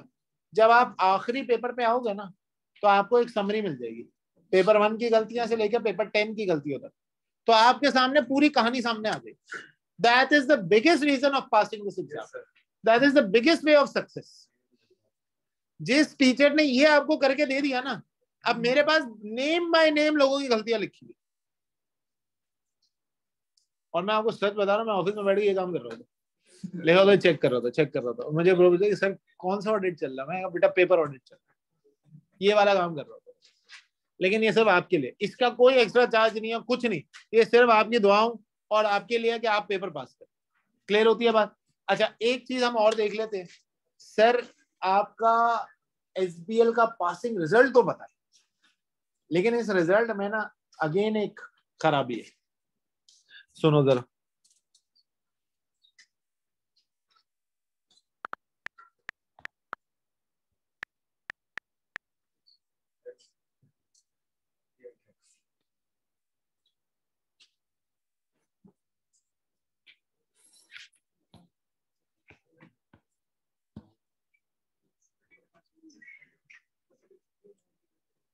ये देख लें आप, 3-4 अटेम्प्ट का रिजल्ट मेरे ख्याल में आपको नजर आ रहा है। एसबीएल दिसंबर 2022 क्या है, 49%। सितंबर 2022 क्या है, जून 2022 क्या है, जून 2022 में मेरा रिजल्ट था 67%। सितंबर 2022 में मेरा रिजल्ट था 63%, और लास्ट अटेम्प्ट में मेरा रिजल्ट था 57%। सर ये तो डिटोरिएट हो रहा है, डिटोरिएट नहीं हो रहा। मैं आपको बताता हूँ, मैं बिल्कुल ऑनेस्ट बात बता रहा हूँ, मैं बताता हूँ ऐसा क्यों हो रहा है। यार ये रिजल्ट ना आपका नहीं है, ये रिजल्ट आप लोगों का नहीं है। आप मुझसे पूछे F7 का रिजल्ट, ग्लोबल रिजल्ट आएगा, ग्लोबल रिजल्ट का मतलब है F7 में 2 + 2 4 ही होगा। लेकिन आप मुझसे पूछे एसबीएल का रिजल्ट, बेटा एसबीएल में गोरे का और आपका फर्क आ जाता है। ये है अंग्रेजी का पेपर, एक्चुअली ये 49 भी इसलिए क्योंकि आप लोग खराब करते हो। अंग्रेजी के पेपर में हमारी अंग्रेजी का एज नहीं है, गोरे के पास अंग्रेजी का एज है, तो गोरा 20% मार्क्स वैसे ही लेके बैठा हुआ, उसका एसबीएल ज्यादा जल्दी पास होता। अब सर बिलाल, इसका मतलब है अगर आपका लास्ट अटेम्प्ट में अगर हम देखते हैं तो आपका 63% से लेके 67% तक रिजल्ट गया है। ये लोकल रिजल्ट है बेटा। लोकल रिजल्ट का मतलब है कि अगर हमारा लोकल रिजल्ट की बात करूं तो वो 35 to 49% होगा। यानी मैं अपने पाकिस्तान की बात करूं, क्यों? क्योंकि अंग्रेजी का एज नहीं है। और अगर हम अपने रिजल्ट की बात करें तो 63 to 67%। मैं सच बता रहा हूँ, पढ़ाने वाले सब सेम है, सब सेम है, कोई बिलाल कोई और बंदा में फर्क नहीं है। पढ़ाने का डिफरेंस पता है क्या है? सिर्फ एक डिफरेंस है, एंड दैट इज प्रैक्टिस। देखो पूरा सेशन गुजर जाएगा, आप ही में से 2 बच्चे ऐसे होंगे जो एक भी पेपर चेक नहीं करवाए, और फिर साल के आखिर में आके मुझसे कहेंगे कि सर बिलाल मैंने एक भी पेपर चेक नहीं कराया लेकिन एग्जामिनर का आंसर देख लिया। बेटा ये बिल्कुल ऐसे ही है जैसे आप कह रहे हैं कि मैंने जो है ना वो खुद से चेक कर लिया, खुद से पढ़ लिया और खुद से पास कर लिया। काश इसी से ये ऑप्शन देता कि आप खुद से पास हो जाए, तो मैं मेरे हिसाब से आप में से किसी को जरूरत नहीं पड़ती कि आप मेरे पास आए, और मैं भी बाहर बैठ के चने लगा रहा होता, कुछ नहीं कर पाता। आपके पास बड़ा आसान तरीका है। देखिए आप मुझे पुश करेंगे, मैं आपको पुश ना करूं कि सर बिलाल पेपर चेक कर दे, मतलब रिस्पेक्टफुल मैनर में। सही है, बताइए एक दिन मैसेज आया, sir what the hell are you trying to do, not checking my paper. तो आप ये नहीं करेंगे, आप मुझे पुश करेंगे, आप बोलेंगे सर प्लीज पेपर चेक कर दें, सर यार देख लें मेरे पेपर को। आपने जिस दिन ये काम शुरू कर दिया आपको पेपर निकलना शुरू। मैं रिप्लाई नहीं करूँ, बस आप पुश कर, फोन नहीं कीजिएगा, वीडियो कॉल भी नहीं कीजिएगा, और सर आपको देखने का दिल कर रहा है पेपर चेक कर, ये नहीं करना। 2-3 चीजों पे यार फोकस करना है, इंशाल्लाह पेपर निकल जाएगा। पेपर मुश्किल नहीं है, पेपर की अटेम्प्ट चेंज मत करना, गोल्डन है इस वक्त, निकाल लें।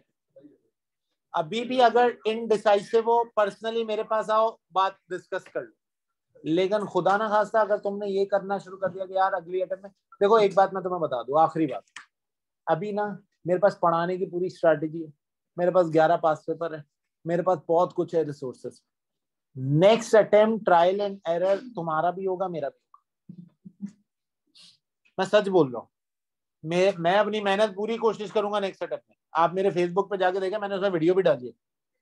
नेक्स्ट अटेम्प्ट में कोई बड़ा मेजर चेंज नहीं है, लेकिन एक हाइप तो है ना उस चेंज की, एक मिथ तो है ना। नेक्स्ट अटेम्प्ट में ये जो सिनेरियो बता रहा हूँ नहीं, आपको पहले ही मिल जाएगा। साईं जब ये सिनेरियो पहले मिल जाएगा ना तो पेपर का ऊपर। जी सर, थैंक यू बेटा। बात समझ आती है, क्लियर होती है बात? कोई और सवाल है किसी का तो पूछे, किसी भी किस्म का सवाल, कोई भी सवाल जो इस टॉपिक या सब्जेक्ट से रिलेटेड हो, मेरी जात से नहीं, पूछ सकते हैं, बताएं। मुझे पता था एक ही पूछेगा। हाँ भाई मेरा सिर्फ एसबीएल पढ़ाने का नाम है, मेरे को नहीं पता आगे। वो नहीं, वो इसमें नहीं है, रेलेवेंट नहीं है वो पेपर, जो है मैं कराऊंगा बाबू। और कोई सवाल, कोई डर, कोई परेशानी, कोई मसला, कोई मसाइल, कोई सवाल है पूछे आप। सॉरी, बहुत अच्छा काम है तुम्हारे लिए, पेपर पढ़ना ज्यादा आसान है, पता है क्यों?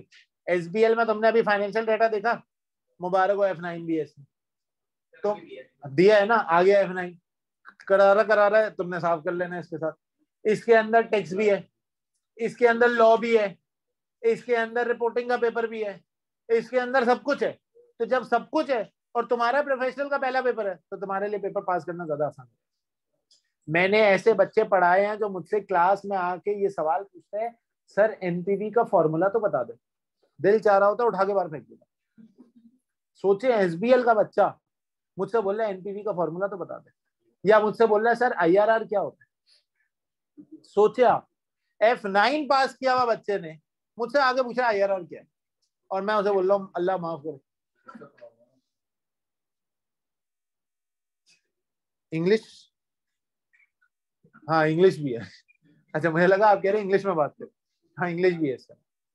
क्लियर होती है बात, समझ आती है? किसी का कोई क्वेश्चन है जी? बाद में बुक कराएंगे, पाउंड लेके रख लो और फायदा उठा लो। क्या चल रहा है इस वक्त रेट?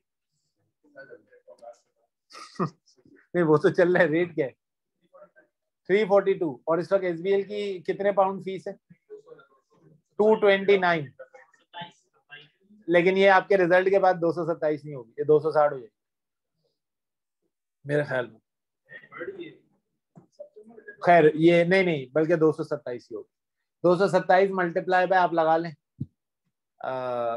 342 कह रहे हैं आप, 344 से आप लगाएं जरा 78,000, इसमें लगा ले 6,000 रुपए बैंक के चार्जेस, 6 से 7,000, 84,000। 84-85 हजार रुपए का ये हो गया, लगा लें आप 40,000 रुपए 30,000 रुपए इसकी फीस, और लगा लें आप 20,000 रुपए आपके एक्सपेंस आने जाने का, पेट्रोल वगैरह का। इंश्योरेंस की फैसिलिटी नहीं है यार। हम आपको लाइफ इंश्योरेंस दे सकते हैं, अगर आपको कुछ हो जाए रिजल्ट सुनने के बाद तो हम आपको बिल्कुल एक हार्ट अटैक कवरेज दे सकते हैं। और कोई सवाल किसी का? देखो एनवायरनमेंट बड़ा चिल रहता है पढ़ते हुए, ठीक है। मुझे गुस्सा सिर्फ एक ही चीज पे आता है, मैं आज बता देता हूँ, करूँ तो फिर बुरा नहीं मानना, क्लास से बच्चे रोके भी गए हैं भाई, सिर्फ एक चीज पे, अगर आप प्रैक्टिस क्वेश्चन करेंगे और मुझे बुरा लगा मैं डांटूंगा, तो दिल पे नहीं लेना कि मैं पहले क्लास में ये बात नहीं बोलता था लेकिन पिछले 2-3 अटेम्प्ट से ये मामला होने लगा तो मैंने सोचा कि इस दफा मैं बोल दूं। भाई दिल पे नहीं लेना, मुझे पता है आप सब ग्रोन अप हो, लेकिन मैं आपके समझे, ठीक है मैं बाप की उम्र का नहीं हूँ लेकिन रूहानी बाप समझ लो, आप टीचर हूँ ना, तो मैं क्लास में जब आपको डांट रहा हूँ ना कि यार ये क्या पैथेटिक पेपर किया तुमने, ये क्या लिखा है प्रैक्टिस क्वेश्चन, ये क्या बकवास लिख के आया, तो आपने इसको दिल पे नहीं लेना, खासतौर पर मैं लड़कियों से कह रहा हूँ, ठीक है। बहुत मसला हो जाता है, आपने रोना नहीं है, आपने सोचना है कि यार हाँ ये सर ने समझाने के लिए किया है और ये समझाना नहीं है, तो डांट पड़ेगी ताकि आपको समझ आए, ये डांट आपके दिमाग में आ जाएगी। मुझे एक मरतबा एक फीमेल स्टूडेंट ने कमेंट दिया कि सर आपने उस दिन बड़ा डांटा था, मैं घर जाके रोई, लेकिन पेपर में वही चीज मैंने संभाली क्योंकि मुझे आपकी शक्ल से डर लग रहा था उस वक्त। मुझे याद आ रहा था कि अगर मैं पेपर में एक गया तो सर आ जाए, भले एग्जाम पेपर फेल हो पास हो, आपसे डर लग रहा था तो मैंने वो कर दिया, वो पेपर पास करके बैठे। सही है, हाईएस्ट स्कोर जो मेरा अब तक आया है बच्चे का दैट इज 82%, ठीक है, जो एसबीएल में एक बच्चे ने लिया है, और उस अटेम्प्ट में अनफॉर्चुनेटली लाहौर से 83% पे पोजीशन आ गई थी, ठीक है। एसबीएल में आपका टारगेट 80% प्लस है, ठीक है, और अगर आपने वो निकाल दिया तो मैं बता रहा हूँ यार मजा आ जाएगा। क्लियर है? कोई और सवाल? टाइमिंग आपसे डिस्कस कर लूंगा, ग्रुप पे सब एडेड हो? अच्छा मेरा नंबर नोट कर लो ताकि मैं सबको ग्रुप पे ऐड कर दूं।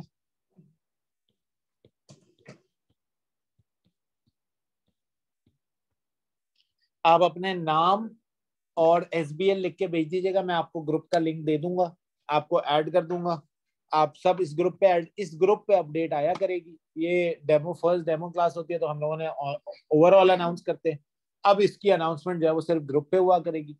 फ्राइडे वाले दिन हमारी नेक्स्ट क्लास है, ये आप कॉल क्यों कर रहे हैं? मुझे अंदाजा था फ्राइडे वाले दिन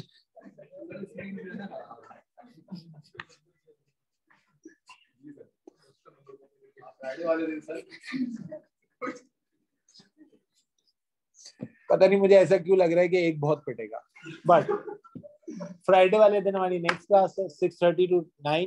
मैं आपको संडे वाला बता दूंगा कि संडे को अगर हमने क्लास लगानी है, मैं चाह रहा हूँ मैं रमजान से पहले मेजर क्लासेस करूँ कि रमजान में अगर इक्का दुक्का क्लास ऑफ भी हो तो, और जाहिर फिर ईद भी है, रमजान भी है। अच्छा एक चीज मैं आज पहले ही बता दूं यार, देखो 100 आवर्स हैं, थोड़ा बहुत मैं रिकॉर्डिंग दूंगा, तो अगर किसी ने ये सोच के आया कि 100% फेस टू फेस और ऑनलाइन ही पढ़ाऊंगा तो नहीं, थोड़ा बहुत आपको रिकॉर्डिंग की आदत होगी भी, और कोई अगर टीएसए के बाहर का है तो आपको तो पता ही होगा रिकॉर्डिंग, और अगर कोई टीएसए का ही है तो आपको भी थोड़ा बहुत रिकॉर्डिंग की आदत होगी। बेटा मैं आपको थोड़ी बहुत रिकॉर्डिंग दूंगा, हम रिकॉर्डिंग से भी चीजों को कवर कर रहे होंगे, तो आपका काम ये होगा कि जो चीज जब दूं उस चीज को उस वक्त कवर कर। क्लियर हो गई बात? नेक्स्ट क्लास में हम अपना फर्स्ट चैप्टर शुरू करेंगे। I hope so that I see you all in next class once again. सिर्फ तभी आना जब पेपर पास करने के लिए सारी शर्तें मंजूर हो, नहीं हो मंजूर तो आपके पास बहुत सारे ऑप्शन है, मुझे ही मैसेज करना सर दूसरा कौन सा ऑप्शन है मैं बता दूंगा, ठीक है। आखिर दवाना अल्हम्दुलिल्लाह।